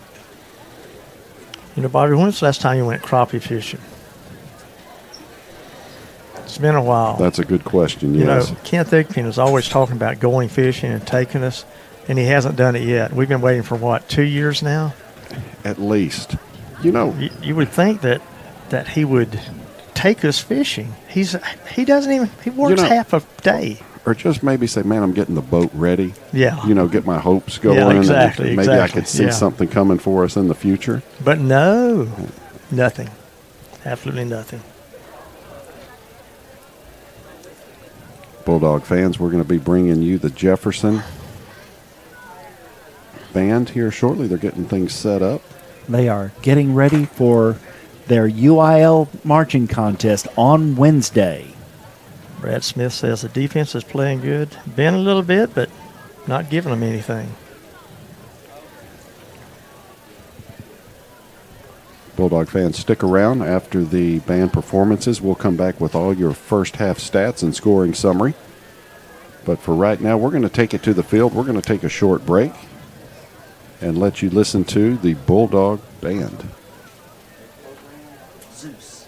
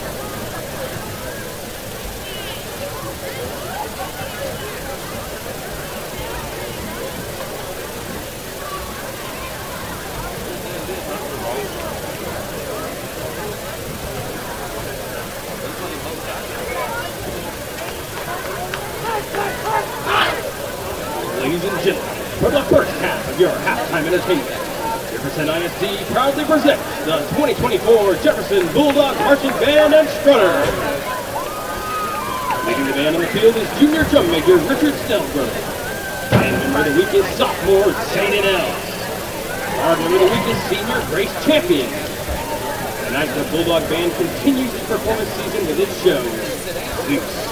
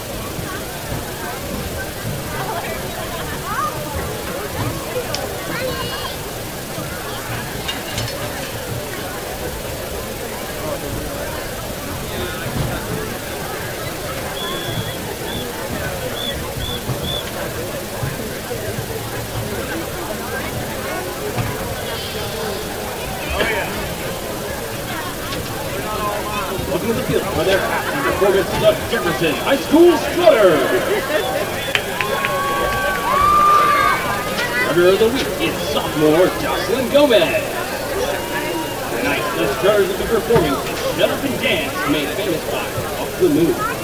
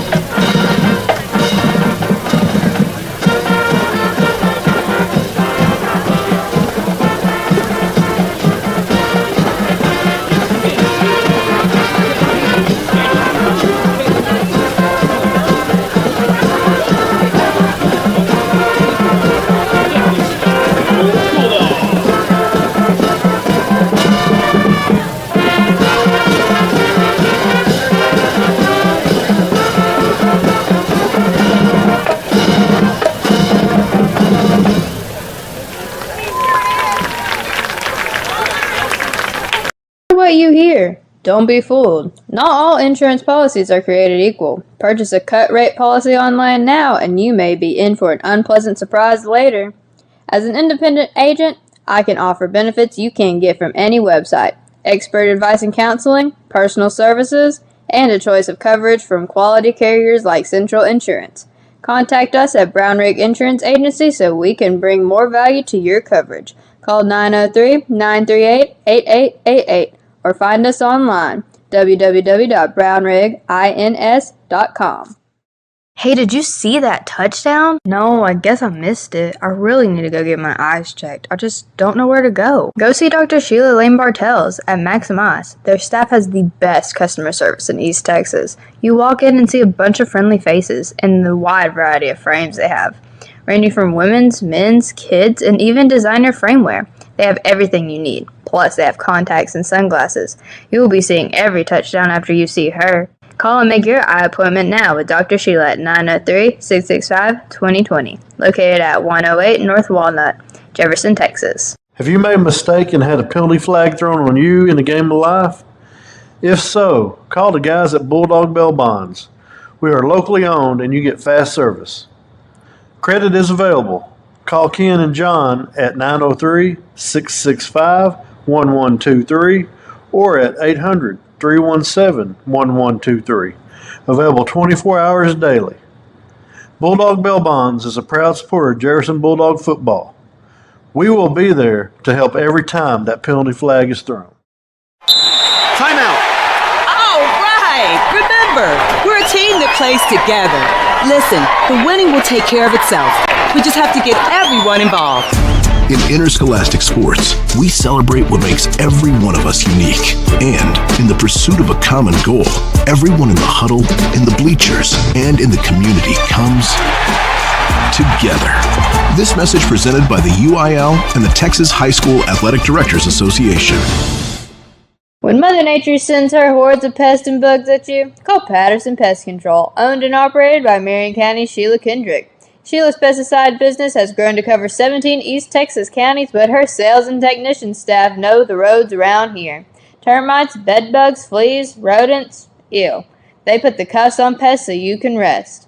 Call 903-799-9138.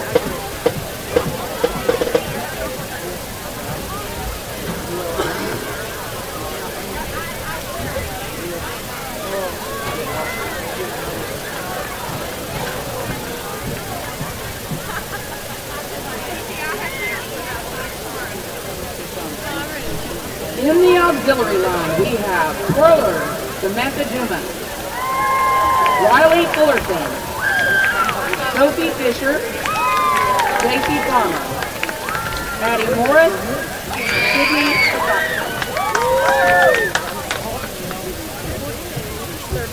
Flash, Ramsey Salter, Alexandria Roach, Lexi Moore, Adeline Gibson, Aaliyah Van Brock, Jacqueline Tuttle, and Zoe Thomas.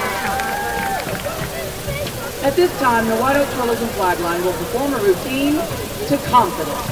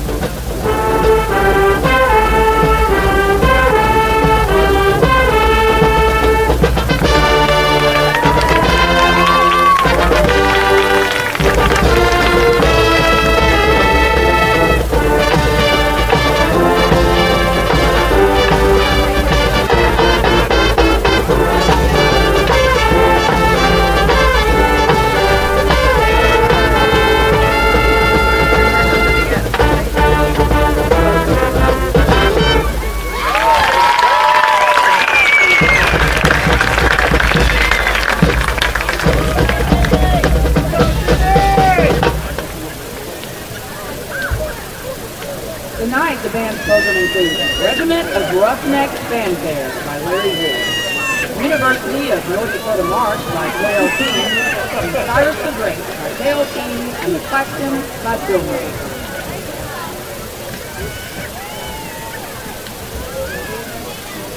Ladies and gentlemen, I'd like to introduce to you the White Oak High School Regiment of Roughnecks.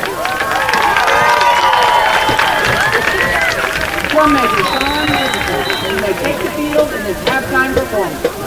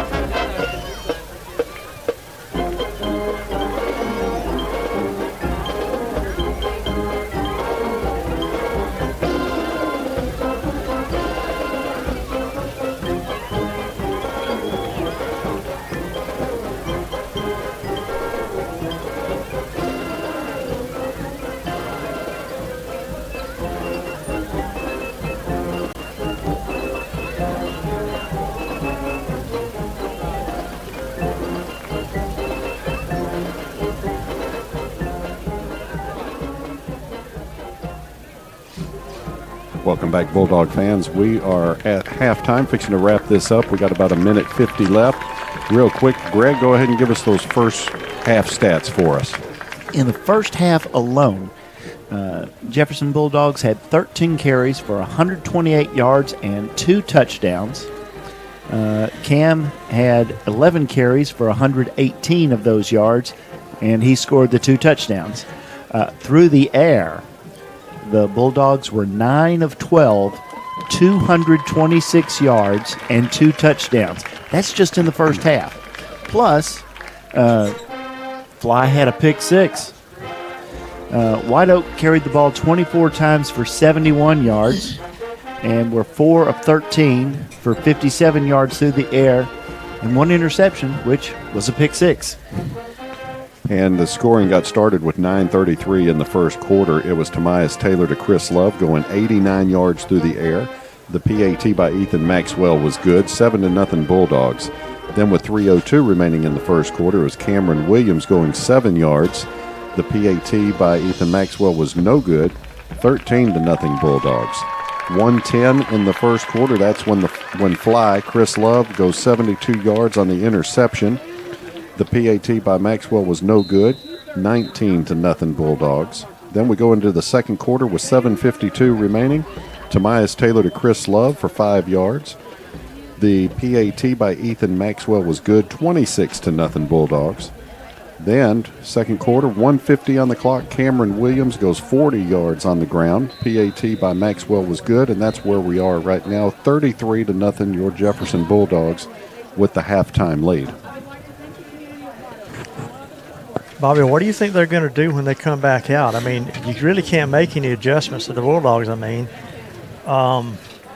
maybe if there's something that maybe offensive line coach sees something, they may work on that. But I mean, my goodness, you got to give them an A minus anyway. Yeah, I don't think we're going to see Cameron Williams in the second half. At least I wouldn't. You know, you've got Hopkins, Dale Brown, Jacoby Morrow that can come in and get a little experience. You know, one thing last week, Jacoby Morrow, I think he had 4 carries for 37 yards. He was just, walking up and down the field. And he's a sophomore, so just came in and ran like he wanted to score.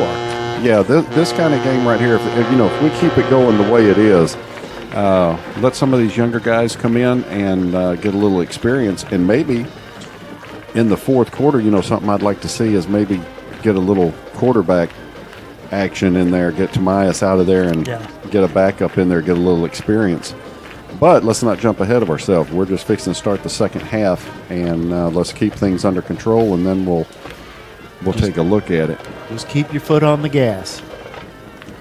And Bulldog fans, once again, the Jefferson Athletic Booster Club is inviting all Bulldog fans out to the football pregame tailgate taking place before our next home game on Friday, October 25th versus Sabine. There will be food trucks, games, Bulldog gear for sale, and a trunk or treat hosted by local businesses and organizations from Jefferson and the surrounding areas.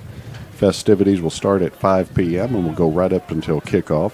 So make plans to be at the football tailgate before our next home game, October 25th at 5 p.m.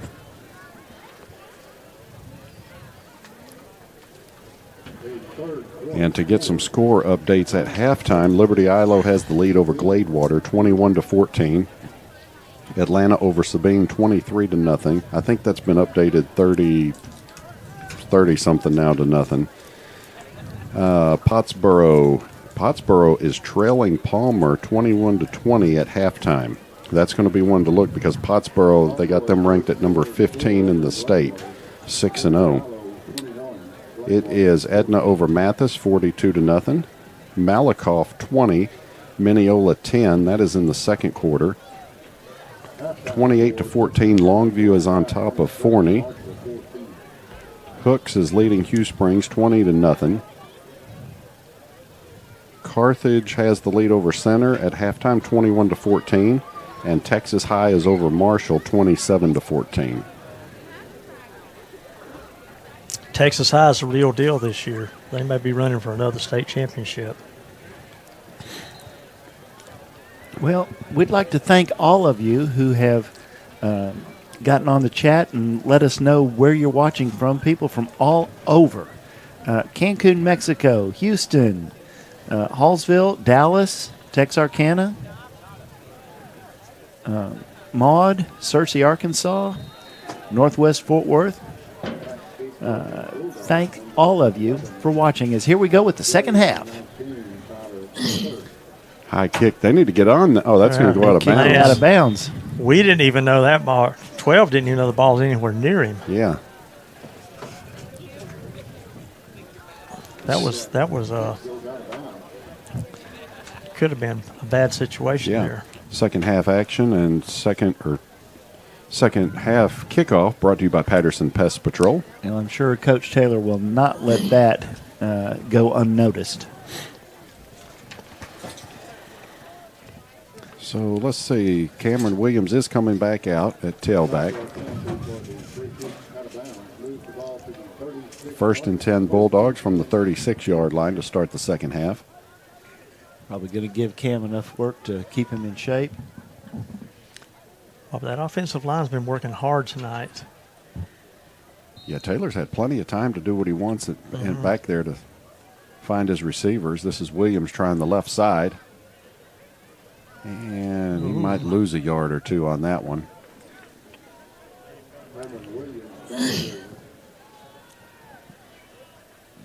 Now what are they doing? Now they're moving him back a little bit. About the 33-yard line. Bring up 2nd and 13 now for the Bulldogs. 11:52, just starting this second half. Taylor handoff to Williams. Cambo. Trying to break it outside. He'll have the first down. We've got a little unnecessary roughness going on.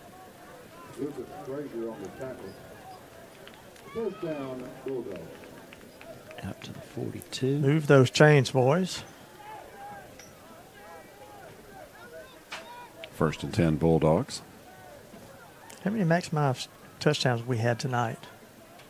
Oh, Cambo, go, baby. That's a horse collar, looked like. Another first down. Boy, I could have swore he had him by the back of his collar there. That's going to be 5 maximized touchdowns. She's in San Antonio. Still? No, where was she? Oh, St. Louis last week. Oh, okay. Well, so she doesn't know we're not doing our job properly. That's right. Especially you. 1st and 10 Bulldogs, 11:24 and counting. This will go to Williams, trying to left side. He's got a hole. Back up the middle, now bouncing outside. One to beat, and he is in. Touchdown, Camboed. 38 yards. Man, he just worked his way down the left side of the field, came back to the middle, and into the end zone. That touchdown comes with 11:10 on the clock. That is a maximize touchdown.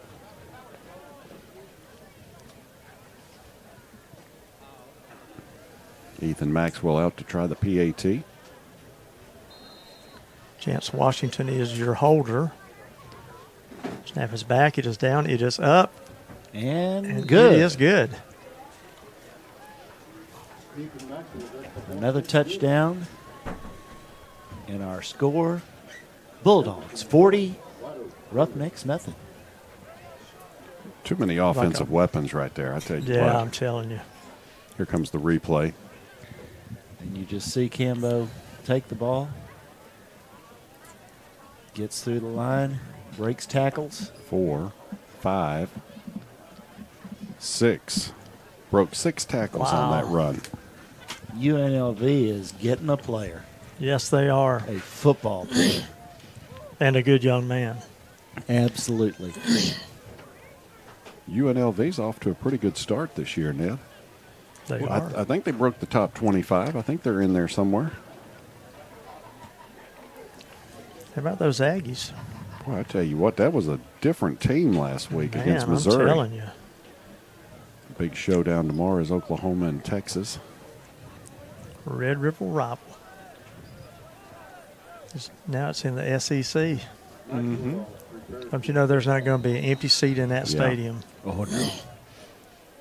And it just goes to show, don't give up on a team, Alabama. Vanderbilt, that was a shocker. Oh, man. Oh, man. Did they ever dry out wow. the goalposts? Well, he decided, I've got it. I don't want to go anywhere with it. Yeah. Yeah, that goalpost ended up in the river. Yes, they just tore it down, carried it 2 miles downtown, and threw it in the river. Yeah, I think they got it pulled out. And They did. yeah. They also got a big fine for that.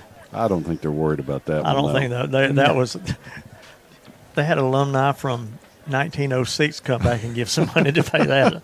I mean, that was a big deal for Vandy. 1st and 10 now for the Roughnecks. Ball spotted at the 40-yard line. This will be a hand off to Junior Allen around the left side for a loss of 3, it looks like. Cornell Nunn in on the tackle. Probably it's more like 4, Bobby. It is. Loss of 4. Yeah. It looks like they just totally abandoned the pass game. I mean, they've changed everything trying to get something going.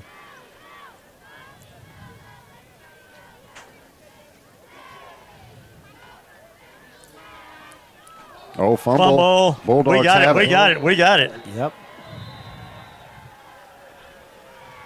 At the 37-yard line, that was number 23, Caden Parrish, with the fumble recovery. 1st and 10 Bulldogs with 10:24 on the clock. Bulldogs will take over 1st and 10.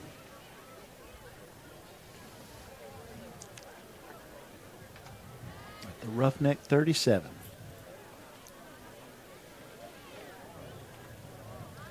Guys, we were talking last week, with the Bulldog offense, defense clicking on all cylinders. You're calling out names all over this roster. Everybody's making plays. And every week we see somebody else step up to make plays. Hopkins is in the backfield now with Taylor. This will go to Hopkins trying the right side. Breaks a tackle. I'm telling you. Hang on to that ball. Inside Turkey the is 20. one bad little son of a gun now. Down to the 19-yard line. That'll be 1st and 10 Bulldogs. 18-yard pickup there. Back up to the line quickly. Hopkins once again. Breaks it to the outside. Go, Turkey, go. Inside the 5.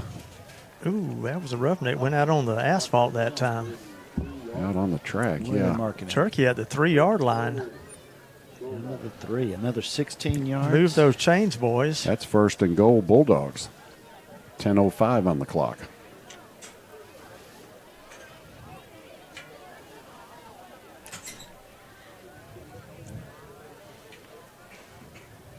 Hopkins once again. He'll hit it. Turkey trot. Maximize touchdown. Man.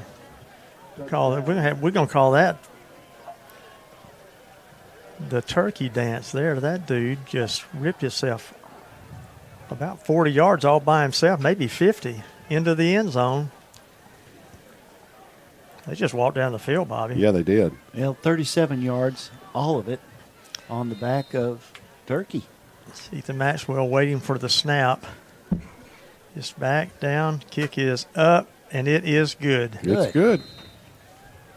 So with 10:01 left here in the third quarter, Bulldogs up 47-zip. Just too much firepower on that Bulldog offense. Totally. Did you see that touchdown or did you miss it? Do you need to have your eyes checked? Go see Dr. Sheila Lang-Bartels at Maximize in downtown Jefferson. Her staff provides the best customer service in East Texas. They have a wide variety of frames, women's, men's, and kids, and designer frames too. Maximize has everything you need for your family eye care, including contacts and sunglasses. You will be seeing every touchdown now after you see her. Call Dr. Sheila at 903-665-2020, 108 North Walnut Street in downtown Jefferson. When I went to see Sheila before I had my surgery, I had no clue that I had cataracts or anything else. She said, you've got cataracts. That's why you can't see now. And told me where to go. She did all my pre-op stuff, did everything for me. I came back, you did my checkups to make sure everything's okay. And I mean, it was just so much easier than trying to walk your way through it yourself. Oh, yeah. Here's the return by the Roughnecks. Up to about the 38-yard line is where the Roughnecks will take over 1st and 10. That was number 8, Jacob Sorgi. It's about the gentlest tackle on a kickoff they've had tonight. Yeah. Because they've had some big hits on these kickoffs. 9:54 remaining in the third quarter. Jefferson up 47-0 over the Roughnecks of White Oak. And right now the Roughnecks are taking advantage of the official timeout for the change of possession to have a huddle with their coaches. Greg, I would believe Coach will wait until about the end of the third quarter before he starts pulling starters. Looks that way. Mm-hmm. Well, he's already got Cam out, but This will go up the middle to Allen once again. Ooh. We've got a flag across the field. that might be a hold, but that was a nasty loss. He took a nasty hit there. Yeah, he did. And, yeah.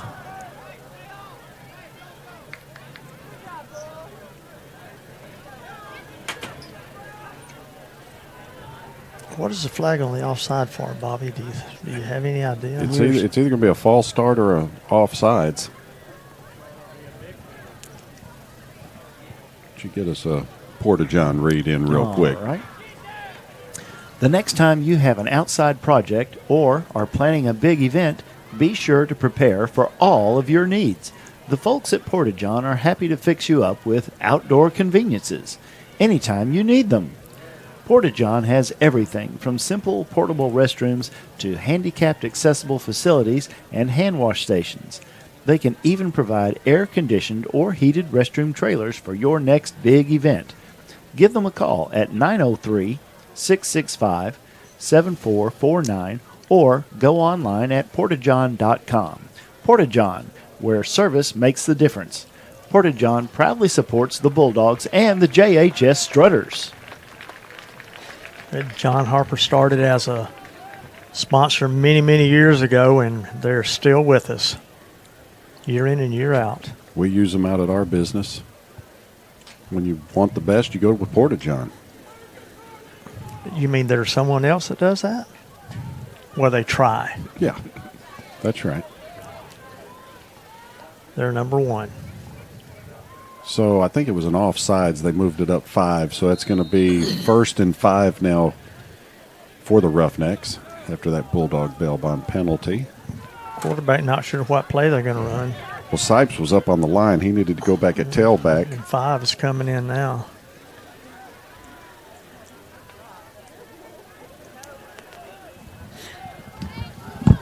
First and 5 for the Roughnecks. Quick pass. That goes out to number 5, Tyson McKinney. Ooh. But he is met quickly. Chance Washington was all over him. Did he even get a yard out of that? Yeah, the linesman standing right on the 45. About 2 yards. Maybe 3. Defensive secondary swarming for the Bulldogs.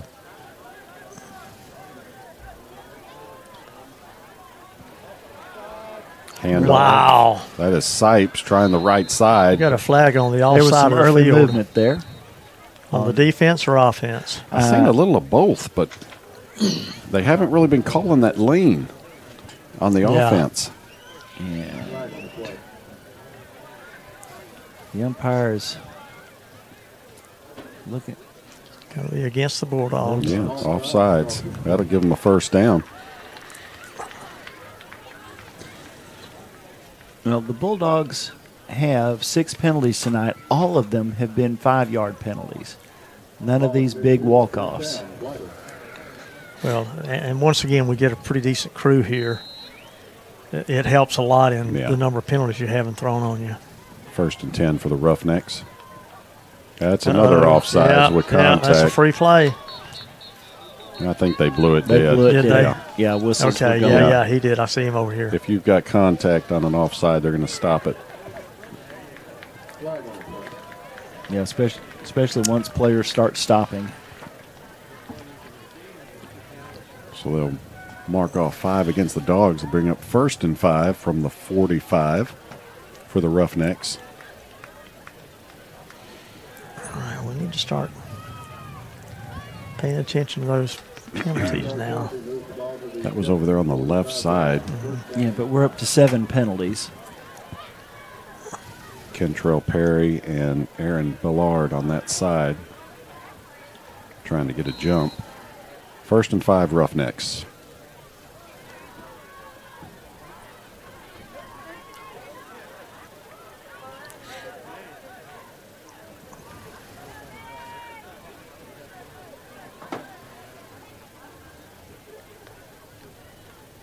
This will go to Sipes up the middle. Ooh. Another flag. Now, that's going to be a hold.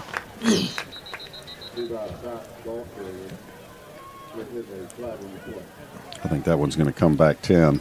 I didn't see it, Bobby. Bulldog players are all pointing in that Oh, direction. yeah. The Roughnecks are starting to walk it back. Back to midfield. Waiting for the referee's call. He's marking it off 10 yards. That's their 2nd penalty of the night. I believe Kentrell Perry got back there and just got held from making that stop. 1st and 15. With 8:24 remaining in the 3rd quarter.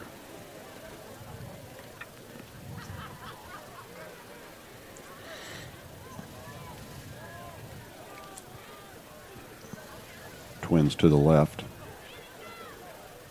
Play action. That one's up for grabs. Yeah, he got hit as he threw it. Man.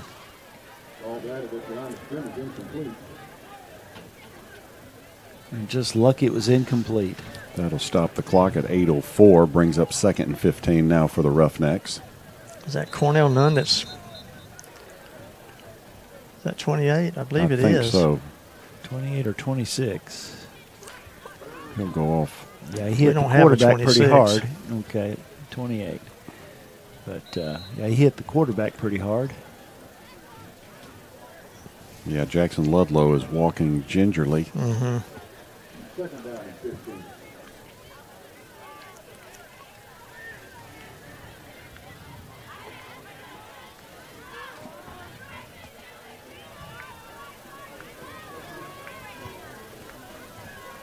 He's got Sipes behind him. Twins to the left. And got a flag back here. That is delay a game, I believe. I think you're right. Yeah, I see the big goose egg on the play clock. That should move them back 5 and make it 2nd and 20 now for the Roughnecks. Yeah, they're already moving the box back.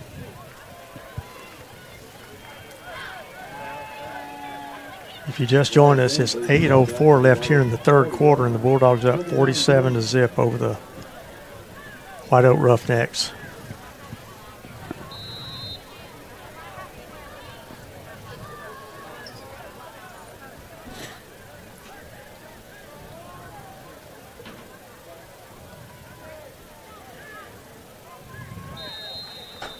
And what do we get? Timeout? Yeah, it's timeout. Officials timeout? Apparently so. Oh, I think something Thor with has got a... maybe a bleeding? Yeah, must be bleeding. He'll get patched up. He wouldn't go out if half of it was torn off. Yeah. Dell Brown will come in and replace him.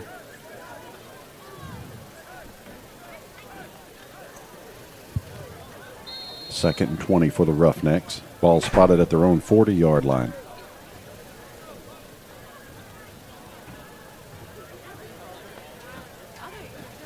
Drops back to pass. He's got a man open in the flat. It is complete.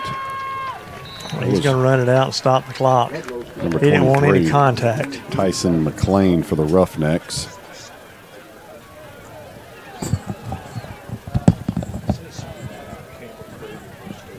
About 13, 3rd down and 7. Want to give a big shout out to Zoe Hitchcock running the camera for us tonight, doing a great job. Jay's 2 interns, Ethan and Ian? Eli. That's right. Ludlow drops back to pass. Oh, that was almost picked off by Daniel Smith. tip by Tyson McKinney. Yeah, it's another one. He just threw it on the run because he was getting rid of it. Brings up 4th and 7 now, and Ludlow will step back to handle the punt. And Hopkins will be back deep for the Bulldogs. It's always been on the camera all year this year. Yep. And the 2 new apprentices came in yesterday or last week, and it's amazing. They're already running the truck for us. Yeah. At halftime. There's the kick. Hopkins fields it about the 11, makes a move. If he can get outside, he's got speed. Woo. But he'll be slung down inside the 10-yard line. They're going to mark him up closer to the 11 now. That guy had 100 pounds on him, and he still couldn't get him down. Took all he could do to do it. 1st and 10 Bulldogs, 7:08 remaining in the third quarter. Jefferson will have it at their own 11-yard line. No matter what you hear, do not be fooled. Not all insurance policies are created equal. Purchase a cut rate policy online now, and you may be in for an unpleasant surprise later. As an independent agent, Brown Rig Insurance can offer benefits you cannot get from any website. Expert advice, personal service, and choice of coverages from quality carriers. 903-938-8888 or brownrigins.com. Taylor drops back to throw. He's got Jakiri Johnson, who makes a move, now trying to get to the outside, but up to the 21-yard line. That'll be close to a first down. Maybe a half yard short. Well, they can mark him at the 20. He needs to get to the 21.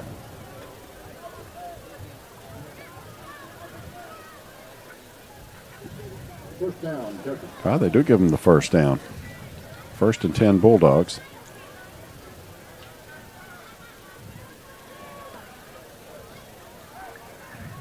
Taylor to throw. Wide open. Wide open, Jakiri Johnson. If he can get outside, he's got plenty of speed. Oh, yeah. Oh, is that a horse collar? That was a horse collar or a helmet. I mean, face mask. I don't see a flag. The hand was up around the face mask. It sure was, right around his neck. That'll move the chains. 1st and 10 for the Bulldogs. The line judge was right there. I don't guess he saw it. Maybe it didn't happen the way we thought it was going to happen. Yeah. At the Bulldog 49, 29 yards on that reception. Kim may be done for the night. Yeah, I would think so. Turkey. Here's the quick throw to Turkey out in the flat. Makes a move. Look Still at that trying guy. to move. Man, I'm telling you, he is just a beast. Yes. To the 46-yard line. No, they're going to give him more than that. He'll be down to about the 44. We'll wait on the spot. Number 10 from White Oak took a rag that time. He's not coming out. Wait, did we have a... Now they're taking it back. Referee is calling the flag illegal was right shift. Okay. They'll bring that one back. Bring it back to the 44-yard line.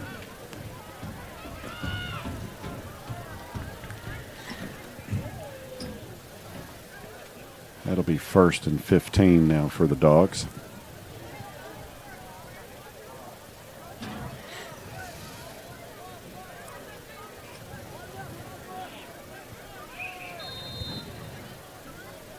Twins to the near side for Taylor. Looking to throw. That's Maxwell.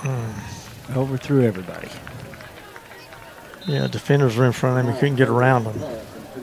Maxwell has a little speed. Yeah, Did you does. see that? He got free off that first defender, and safety covered him over the top. So 2nd down and 15.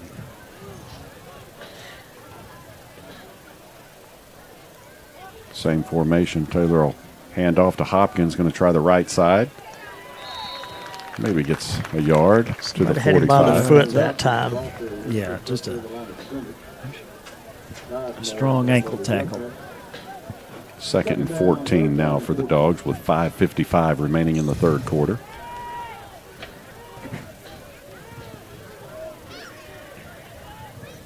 Taylor drops back, looking to throw. He's going to go he's deep got over a the man. middle. T-Gray That's is wide T-Gray. open. And Bobbled it. juggled it and caught it. And He's he's going to in go for the the distance, touchdown. 55 yards. No flags. Jemias took a hit there as he released it, but T-Gray was one bobble and into the end zone. With 5:36 on the clock in the third quarter.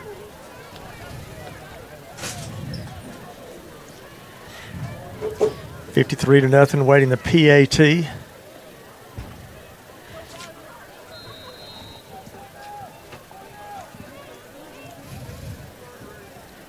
Ethan Maxwell has the kick. It is up. It's good. And it is good.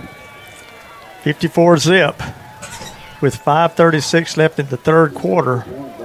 It's all dogs, folks. Here comes the replay.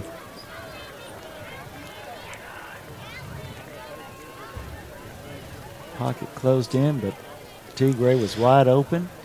Juggled it a little bit. You know, Bobby, when the ball bobbled on him, he was still aware of where he was. Oh, yeah. And then makes that move to get free of the last defender, and then it's just his speed that carries him into the end zone. This Bulldog team just has so many amazing weapons on offense. Offense and defense. Yes. Bulldog fans, next week is a bye week for the Dogs. And then the following week we'll be back home. Sabine will be in town. Don't forget, next week, next Friday night at the stadium is National Honor Society movie night.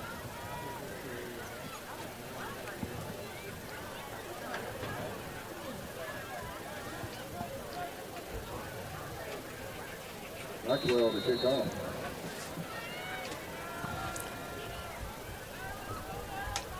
Tyson McKinney and Jacob Sorgi are back for the kick. That's going to be Sorgi again. Going to try and bring it to the middle. There's a flag coming in late. Another Bulldog bail bonds penalty.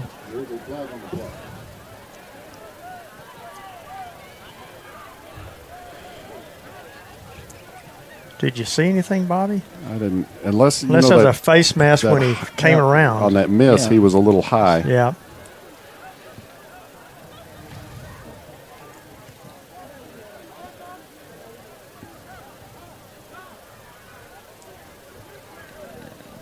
Holding. Oh, against White Oak. We'll I'll take that. From the spot of the foul? Yes. So that is, what is that, the 17 that's marked? It is. With 5:29 remaining in the third quarter. 1st and 10 Roughnecks. And the Roughnecks are up to 4 penalties for 30 yards marked off against them. He's dropping starters right now. Thor's out.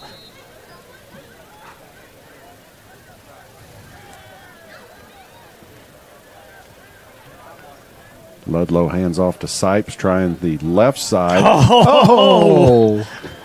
Just That's took Daniel his feet Smith. out from under him. Once again. Man, Smith with a cut down. Was that loss of about 3? Where did they spot it? Yeah. Make it 2. 2. Make it 2. Second down and 12. Well, they got twins over here, and only one. Somebody better twins. slide over. Twins to the left. And drops back. He's got a man. Quick slant. Maybe Man. It's complete. Who is that masked man? Number 14. I don't have him on my roster. Here comes another flag. Yeah, there's a little bit of. Do you have a number 14? No, I don't have a 14. Nor do I. There's just a little bit of excess action after the play. So who got chirpy?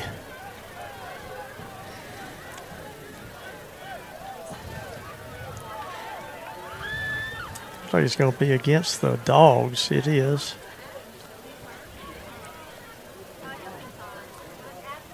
And That's going to be an unsportsmanlike, marked off 15 yards, most likely. Wait.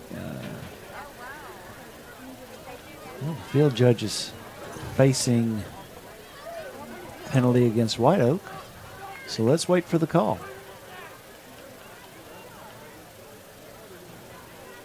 Good ball.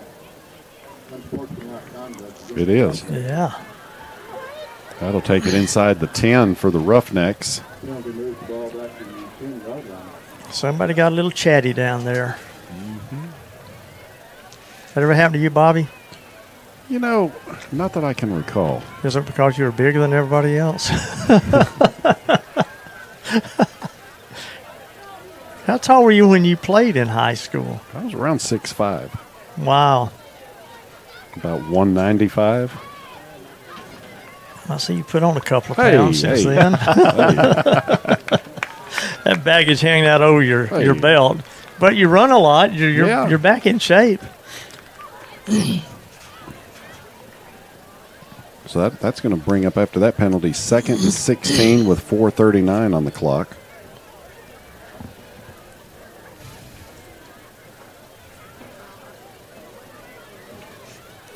Zayden Elts is in there now as one of the linebackers. Caden Parrish.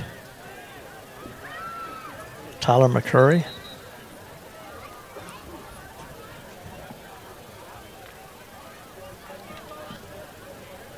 Yeah, we've got a few subs coming in now on defense. I'd expect the same on offense when they come back. They're going to send these guys deep. 2nd and 16. Twins split far to the left for Ludlow. And that's going to go to Sipes trying the right side. He's not going to get much. That'll bring up 3rd and long for the Roughnecks. You know, when these guys that are not starters has a chance to be out on the field, they're going to make a point. They're going to prove themselves. That was Caden Parrish that time on the tackle. You know, I like to tell the kids when I see them at school there that I'm looking forward to calling their names out on Friday nights. And they get out there and they want to prove it. 3rd and 16 now. Drop back to pass, and Whoa, he is knocked down from behind. Did the Bulldogs get it? That was Cornell Nunn, number 28. It was. He showed no sympathy. That's going to bring up 4th and forever for the Roughnecks.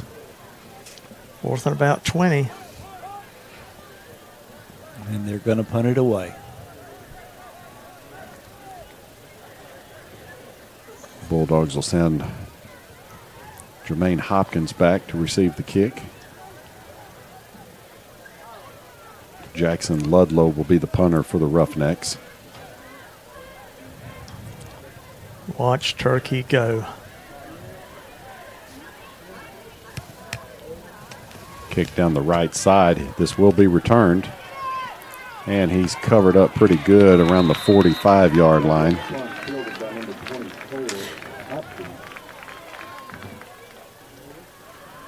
Have him spotted at the 44-yard line where the Bulldogs will take over 1st and 10. Putting it on the 45. 3:02 remaining in the 3rd quarter.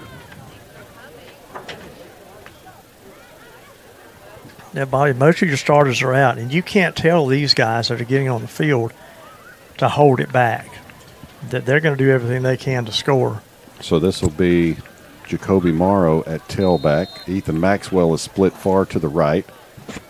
Looks like we've got a new quarterback. Is that? That's Ty. No, that's number 12. That'll be Chance Washington. Jacoby Morrow. Fighting his way through. And a flag comes in. Rob, I think it was a hold.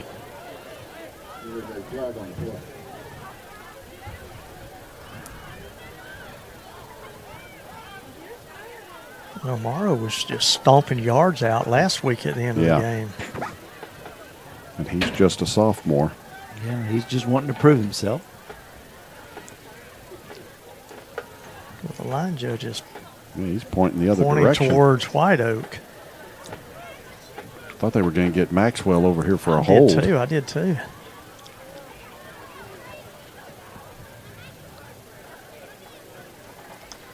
See what the old ref has to say.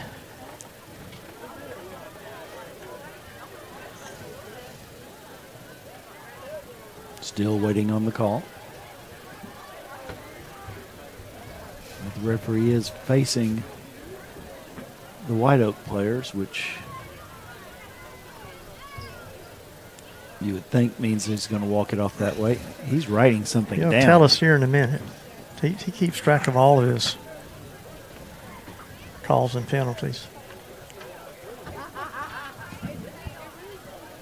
Unsportsmanlike. In both ways? Yep. Offset and penalties. Let's do it again. Yep. First and 10 Bulldogs from the 44-yard line.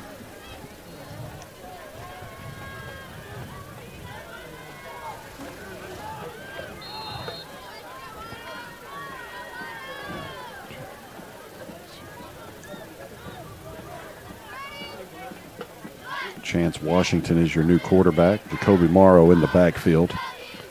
Twins split out to the left. Washington back to throw, looking to go deep, and that's going to be overthrown. That pass was intended for number 19, Tyler McCurry. Chance took a hit after he threw it that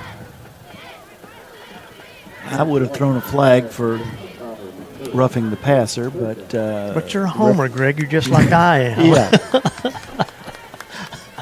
There's only one football team on that field that matters. The Bulldogs. That's right. 2:34 remaining in the third. That's going to bring up 3rd and 10 for the Dogs. So, Bobby, while we're waiting for them to get in there, what is the difference between the pace of play in college versus high school? It's about the same, and it depends on the offense as well. I would say the speed of the players. But, well, definitely. But, you know, the weird thing is, like, if you go to a college game now, the TV timeouts come at any time. Oh, yeah. Yes. And you've got the man standing out there with the timer stick, 6 minutes, you know, and you got to wait 6 minutes on commercials before you can even get going. Mm-hmm. It's all about the money now. That's it. Mm-hmm. 3rd and long now for the Bulldogs. This will go to Jakiri Johnson, cutting it back across field. He needs a block. He gets one. He's going to be short. He's inside the 40. Well, he ran 60 yards to get 8. No, I guess he got about 12, He's close. 13, yeah. But it's 4th down. So 4th and a yard. Good run. Got some scores coming in from Doug Thompson. 42-28 Liberty Ilo moving past Gladewater now.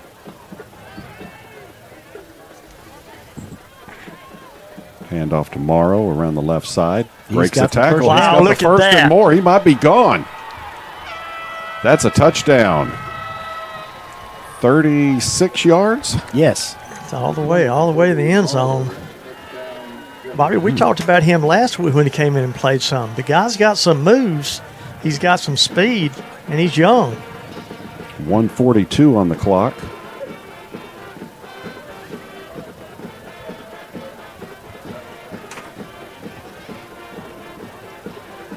Even the score is what it is, but you can't tell one of these young players to hold up. No, there's no way. This is their chance to do something. And they're going to do what they can.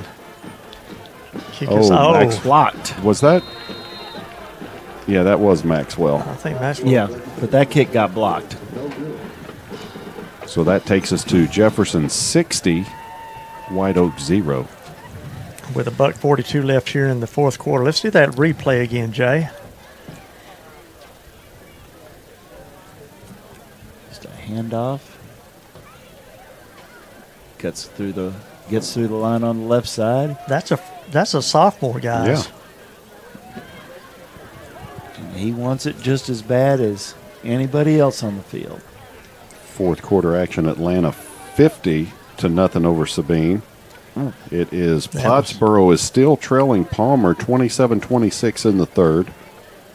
And Malakoff now pulling ahead of Mineola 33-10. Longview is over Forney at halftime 28-14. It is Hooks all over Hugh Springs 27-0. Carthage is over Center 45-14, and Texas High over Marshall 27-14. Who's Malakoff playing? Mineola. Mineola's 0-6.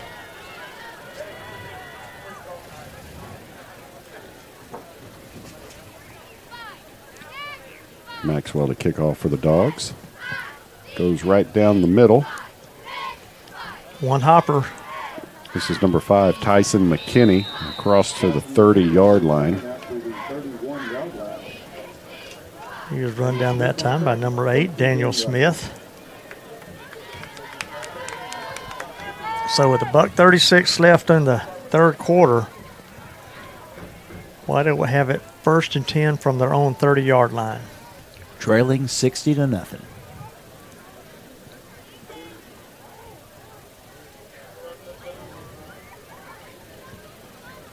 The seats are emptying in White Oak Stadium. Well, halftime is over, says the band guy. So here come the Roughnecks, 1st and 10 from the 30-yard line. Jackson Ludlow is the quarterback for the Roughnecks. Quick throw out in the flat intended for Tyson McKinney goes incomplete. That'll stop the clock. Tyler McCurry was watching that all the way. That would be the son of Chris McCurry, who was our quarterback once upon a time. Back when my hair was not gray and my body was not brittle. 2nd and 10 now for the It Roughnecks. happens. I'm just Getting glad I'm old still is here. no fun. Actually, I'm playing a lot of golf. I'm having fun. Handoff up the middle is Sipes. He's got a little room to run. He'll have the first down across the 40. Tracked down that time by Lamarian Davis.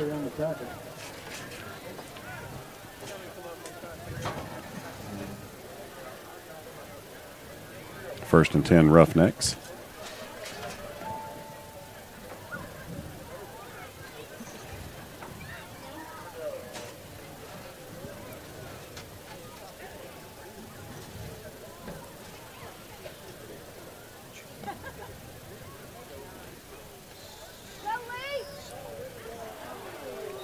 Man, a pack of dogs attacked him that time.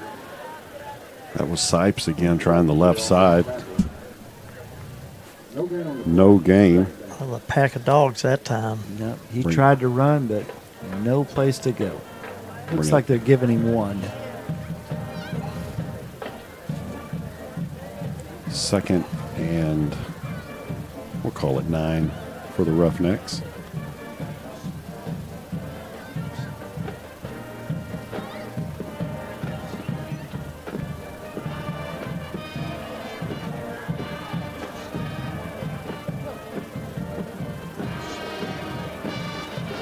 That'll be Sipes going around the right side. Decent gain on 2nd down. Kickoff of maybe 6.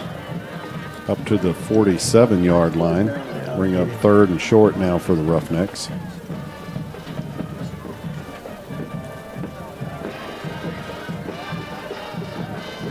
Third quarter winding down. They won't get this one off before the quarter ends. Not sure they want to. Bulldog fans, that's going to take us to the 4th quarter where Jefferson has a commanding lead 60-0 over the White Oak Roughnecks. When Mother Nature sends her hordes of pests and bugs at you, call Patterson Pest Patrol. Owned and operated by Marion County's Sheila Kendrick, Deke's daughter. Patterson Pest Patrol has grown to cover 17 counties all over East Texas. Her staff knows the roads around here. Fleas, termites, rodents, bed bugs. Ugh. They put the cuffs on pests so you can rest. Call Sheila and her crew at 799-9138. And yes, the sound effect is written there in the script.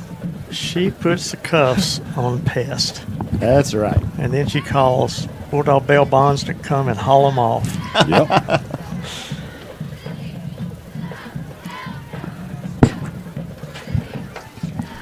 Now, an anonymous texter sent the message that Chris Love is known as Dr. Love. Well, that's off the football field. Yeah, on the football field, he is fly. I think that reminds me of, what was it, a Kiss song from back in It the was. 70s, calling Dr. Love? Yeah. We were there, weren't we? Yes, we were.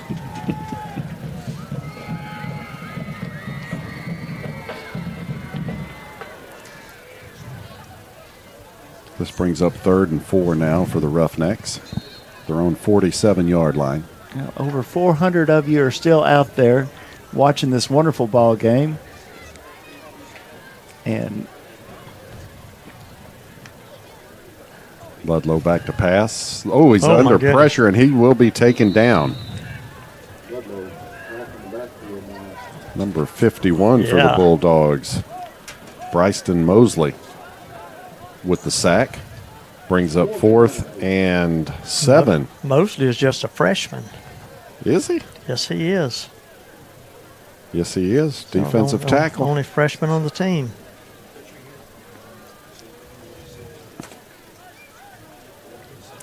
I remember a couple of years back when Cam Williams was a freshman Yeah. on the varsity. Yep. Jermaine Hopkins back deep for the Bulldogs. Ludlow will be handling the punting duties. Here comes the kick. Short kick up the left-hand side. It's going to go out of bounds. referee's racing up the sidelines to About the 44, it looks get like. it marked. You know why that was such a short kick? Because Justin Osborne was breathing down the neck of the punter as it was Yes, he was. left his foot.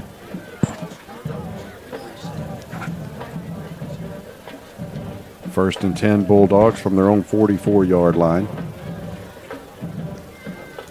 11:06 left here in the game, and Bulldogs up 60-0. Second string is in and ready to go. Chance Washington will be your quarterback. Jacoby Morrow is in the backfield. And with this second string in, there is no downgrade of the performance of the offense. This will be Morrow. Breaks a tackle in the backfield. And gets back to the line of scrimmage. He runs hard. Brings up second and 10 now for the Bulldogs.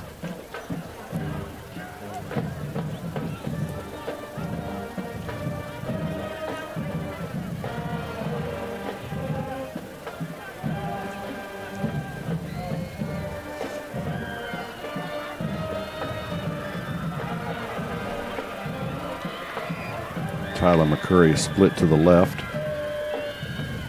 Washington quarterback keeper trying to get something around the corner. Breaks a tackle, cutting back to the middle. He's got Got some He's got a room. wall of blockers. One defender comes in late, and that was a fumble, I believe. It was. And 10 came in from nowhere. He was almost on the sideline over here. It's Scotty Brettenberg. I think Bulldogs do recover, but Washington took a lick from behind. He's slow to get up.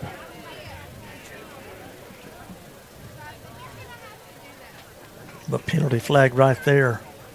Why don't we cut to a real short commercial real quick if we can?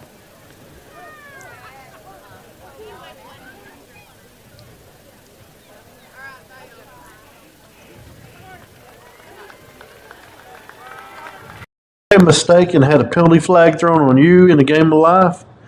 If so, call the guys at Bulldog Bail Bonds. We are locally owned and you get fast service. Credit is available. Call Ken and John at 903-665-1123 or at 800-317-1123. Available 24 hours daily. Bulldog Bell Bonds is a proud supporter of Jefferson Bulldog football. We will be there to help every time that penalty flag is thrown. Trey Carson's not real happy about it either. So let's see where they're going to mark this thing at. Yeah, the referees are huddled up figuring things out. A couple of Jefferson players standing nearby. But here comes the referee. He's going to come over and console the coach.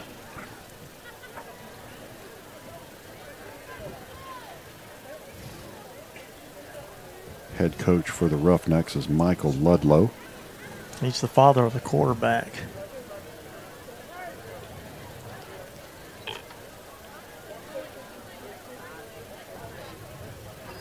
In all fairness to White Oak, Bobby, they're a lot better football team than they were last year. Yes, they are. And they still could be one of the playoff teams easily.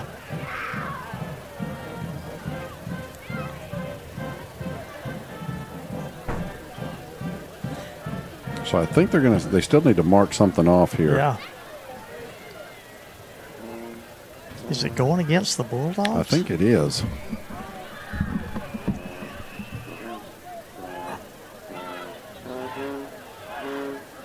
And that's been something we couldn't see on this side of the ball. It was all on the off side of the field.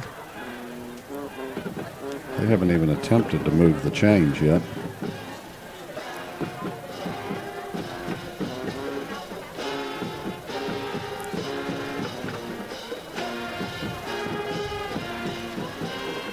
Maybe we'll get a call. Well, you know, if they take their time and they get it right, yeah, that's the main thing. And they've been talking to both coaches during this discussion. It's going against the Bulldogs.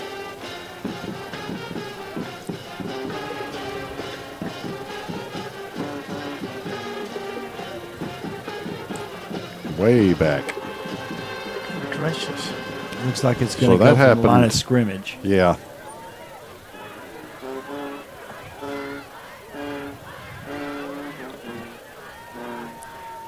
No penalty? Yeah, there's something. I'm Something, not sure but what I he didn't called. catch a signal. So that brings it back to the original line of scrimmage. Yeah, the referee hasn't told us anything yet. So there's no penalty. They're going to replay. What's the deal? Ball's at the 44-yard line.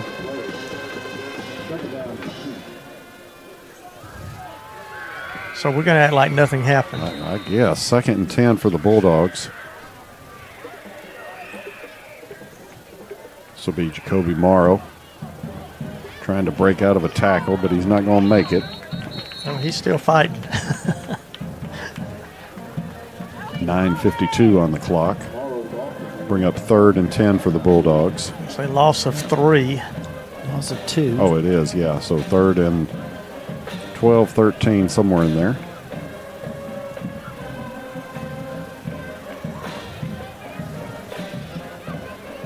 Good thing is clock is still running. It's a little under 9.5 minutes left. Chance Washington is in at quarterback, trips to the left.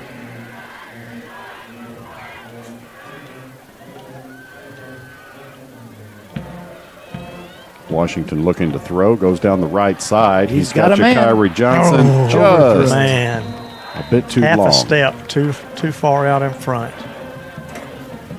So that'll bring got up, an arm though, Bobby. Yes, he does. Spiral on that ball and just came up a little bit short. 4th and 12 for the Bulldogs.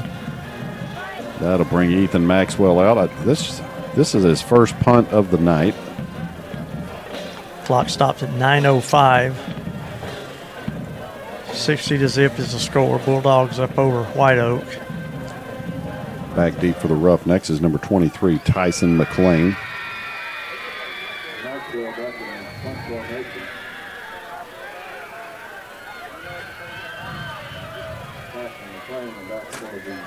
High snap.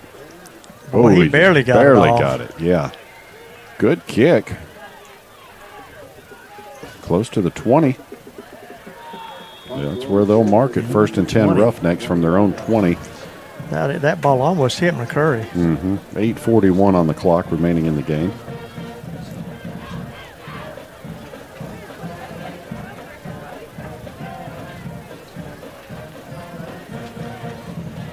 Have you made a mistake and had a penalty flag thrown on you in the game of life?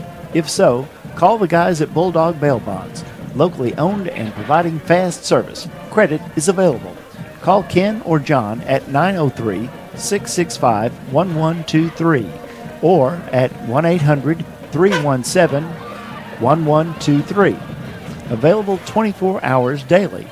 Bulldog Bail Bonds is a proud supporter of Jefferson Bulldog football. Coach Taylor came out and said something. The official went over to the referee. Probably just tell him to keep the clock running. But they have to agree. Yeah, he may be doing that. There is a mercy rule that they just let the clock run. Yeah, I'm sure that's what they're going to do here. Now, whether the scoreboard operator knows it or not. 1st and 10, Roughnecks. Once they put it in play, we should just run off these next 8 minutes, 41 seconds.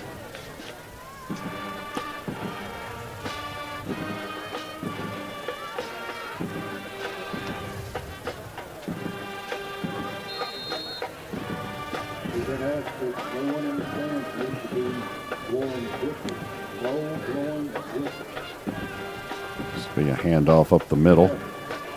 That is number 12, Kyler Priest at tailback. Pick up about 9 yards, depending on maybe 8 yards, depending on where they spot it. Where they spot it. I'm going to give him 9, I believe. Yeah.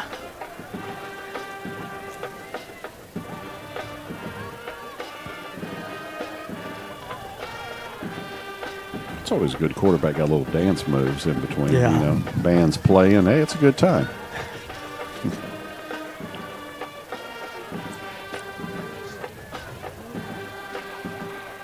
This will be Priest once again. He'll have the first down. New quarterback is number 15, Bryce Morgan. They're going to be pickup of about 4 to the 35. Move those chains.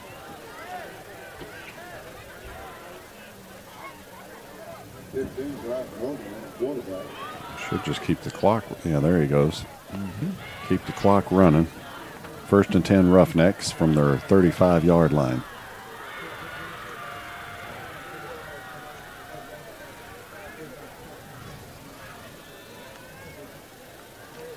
Morgan hands off to Priest up the middle. Close to the 40. Right now for the Roughnecks, it's just a matter of pride to get some points on the board. That's right. You don't want to be shut out.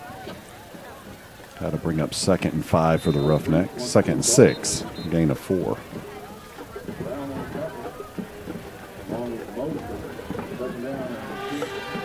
Clock is at 7:12.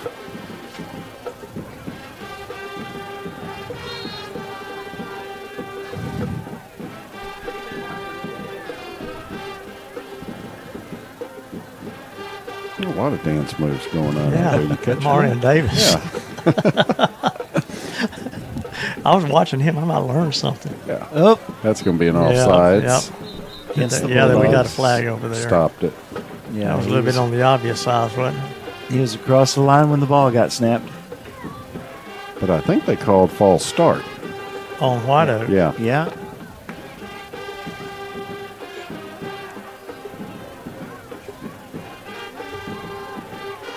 Yeah, they'll mark off 5 against the offense. Bring up 2nd and 11.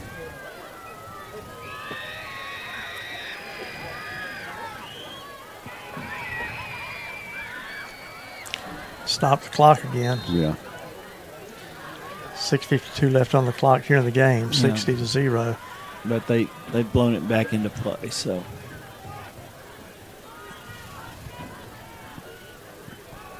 Quarterback is number 15, Bryce Morgan. In what the year is he? Hands off to Priest up the middle. Breaks a tackle. Breaks another tackle. He's got some speed. Turkey's going to be the last one to have a shot at him. And he gets Runs him tripped down up. from That was behind. one of those feet don't fail me now. Yeah. And they did.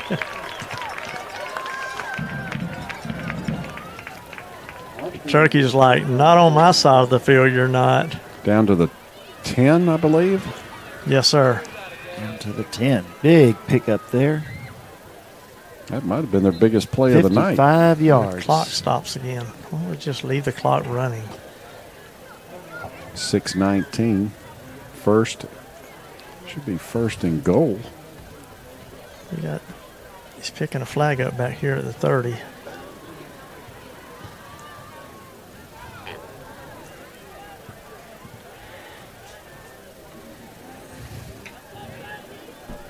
And the call is It's the Dogs. First down.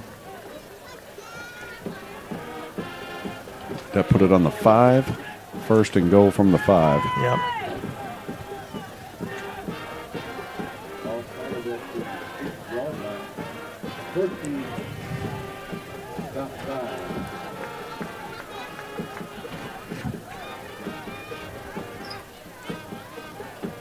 Morgan is the quarterback, waiting on the play to come in. Clock is running. Down to 6 minutes in the fourth. Ross Morgan, just a junior. Handoff again to Priest. That was a fumble, I believe. No? Yeah, it was. Did Dogs you see got Turkey it. come flying around? Wow. I thought I seen that ball That's come a out. big D lineman, 54. Came over that ball. And Bobby, I don't have a 54 on my roster, do you? Xavier Davidson. Can we get a replay on that? I got to get you an update. Nope. Yeah. Okay, not available.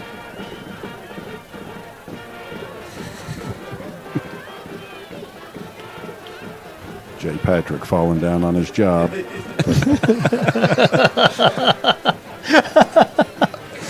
See how I cover? That's good. That's good. We'll take care of you as long as you're there, young man. That's right. That's right. We'll throw Jay under the bus in a heartbeat. First and 10 Bulldogs. 4:52 and counting.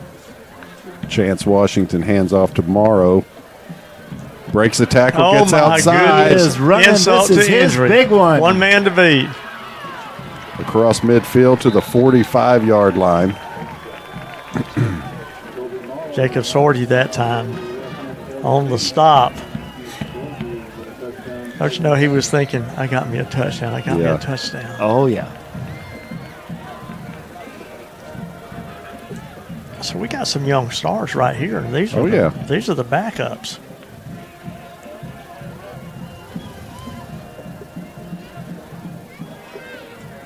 Down to almost 4 minutes remaining in the game. Yeah, they like to say the good teams just reload. That's it. Year over year.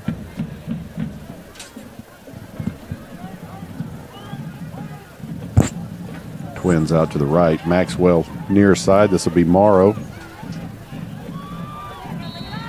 Gain of 2 on the carry. Bring up 2nd and 8 for the Bulldogs. 3:38 and counting.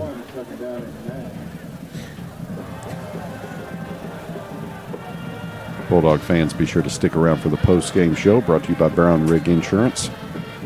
We'll run down all the stats for the night. Scoring summary.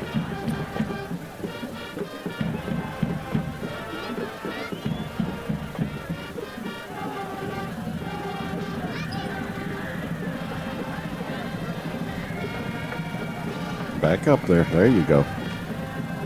2nd and 8 now for the Dogs. This will be Maxwell. Well, he's fighting. Oh, yeah. Got up to the 40. Got a couple of yards out of it.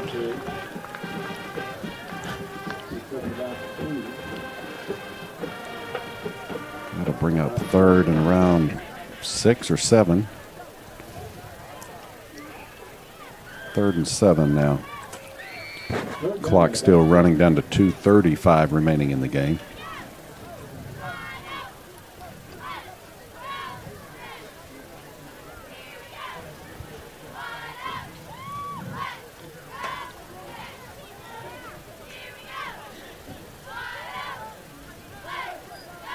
It's number 22, Zayden Else in the backfield. Turkey acting like a field general out there.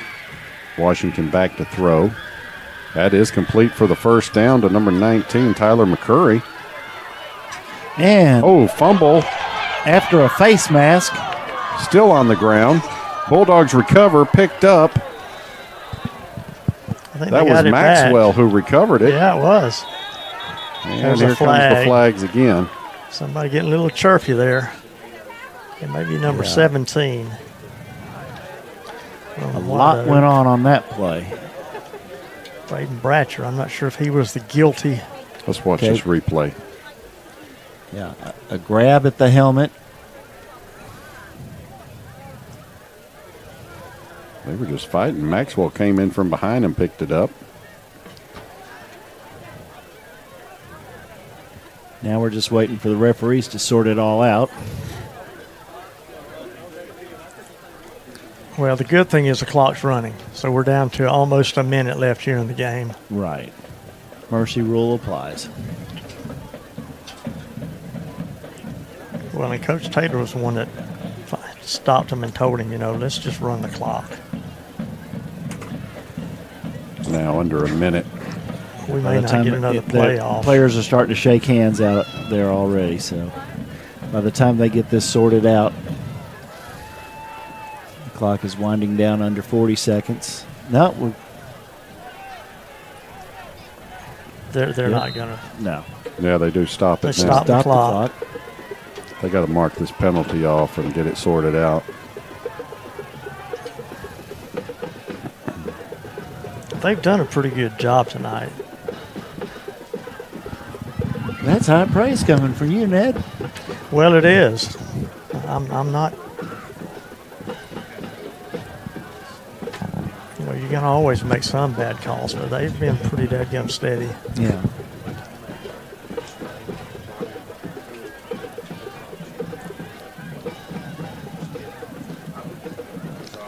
And Bulldogs are moving back.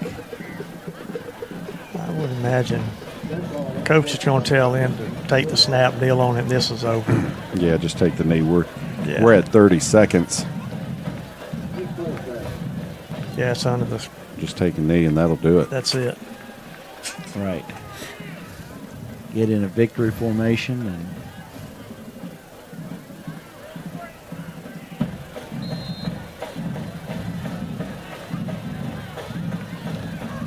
He's still deep, but he takes a knee.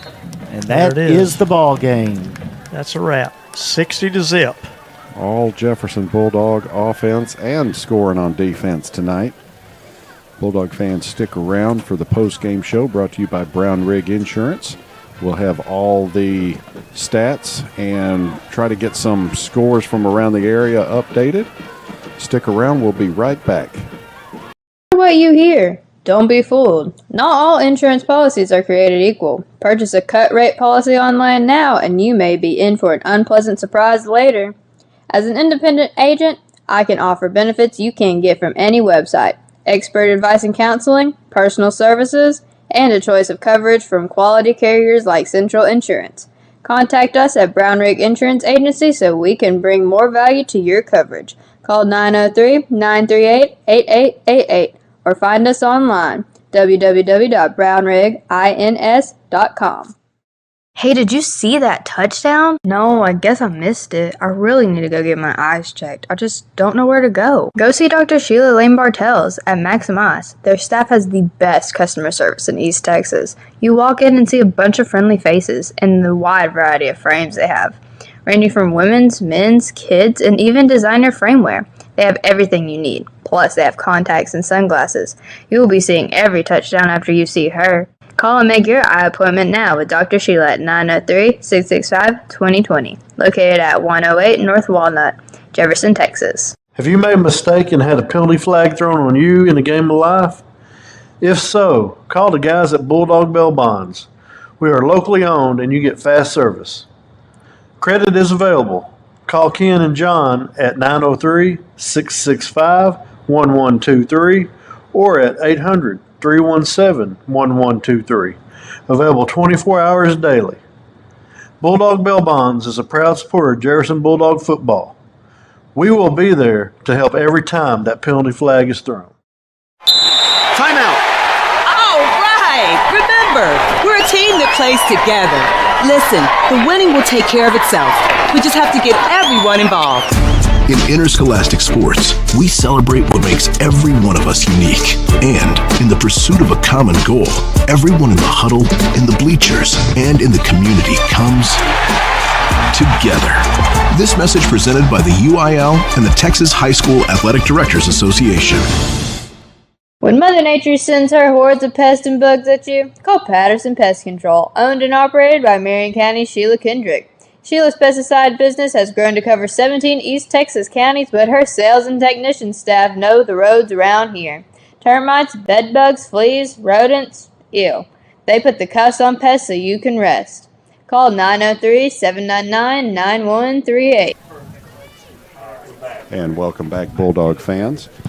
This one's a wrap here in White Oak, Texas. Your Bulldogs 60. The White Oak Roughnecks did not get on the board, 0. Everything started in the first quarter with 9:33 on the clock. Tamias Taylor goes 89 yards to Chris Love. The PAT by Ethan Maxwell was good, made it 7-0 Bulldogs. Then with 3:02 on the clock in the first quarter, Cameron Williams goes 7 yards. The PAT by Maxwell was no good, 13-0 Bulldogs. Still in the first quarter with 1:10 on the clock, it's an interception by Chris Love. It goes back 72 yards for the Bulldog touchdown. The PAT by Maxwell was no good, 19-0 Bulldogs.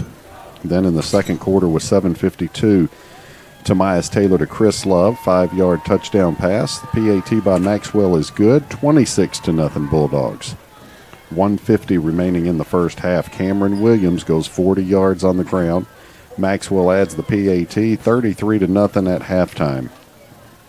Third quarter belonged to the Bulldogs, 11:10 on the clock. Cameron Williams goes 38 yards on the ground with the PAT by Maxwell good, 40-0 Bulldogs. 10:01 on the clock in the third. It is Jermaine Hopkins going 3 yards on the ground. PAT by Maxwell is good, 47-0 Bulldogs.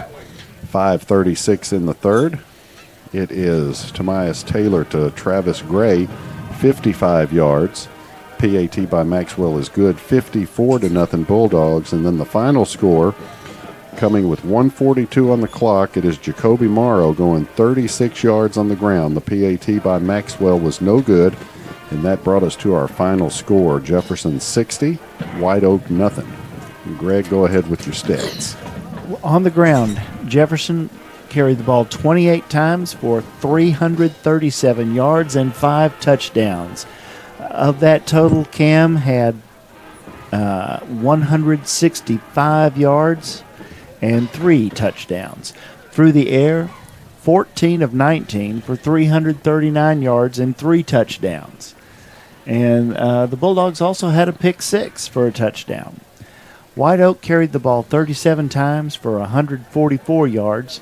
And through the air, they were 7 of 19 for 76 yards and 1 interception. White Oak also lost 2 fumbles unofficially. Ned, you got some score updates from around the area from Mr. Doug Thompson? Well, everyone knows that we just won this one 60-0. Right now it's 42-38 in the fourth quarter. Liberty Islo barely over Gladewater. Atlanta 50. Sabine 0. Let's see what Tatum's doing right now. We still don't have anything. They're in the afternoon. I mean, this weekend. This week. 26-34. Palmer over Pottsboro. They beat Pottsboro? Well, it's not over in yet, the fourth? but yeah, still in the fourth. And then 55-0. Well, Mathis over Edna. And those are the only big ones we've gotten so far. Well, Bulldog fans, We'll be off next week for the bye week and then return the week after when Sabine comes to town. That's the Sabine Cardinals. And don't forget the tailgate. The tailgating starts at 5 with And food and be vendors. A big one. Be sure to come out early for that one. And it's 7-0 for the Jefferson Bulldogs, remaining undefeated in East Texas in the state. And those undefeated teams are getting far and few between, guys. Yes, they are. And those state rankings are, well, the Bulldogs just keep climbing up in the polls. That they're fun to talk about, but in all reality, they mean nothing. Yeah. How many Not 15-0 teams have you seen lose at a state championship game? But, I've seen it's one great with family talking. members on it. Yeah. Well, Bulldog fans, be sure to join us in 2 weeks. We'll be back at home. And thank you all for tuning in. I'm Bobby Langbartels. I'm Ned Fratangelo. I'm Greg Ingraham. Everyone have a good night, and thank you for watching.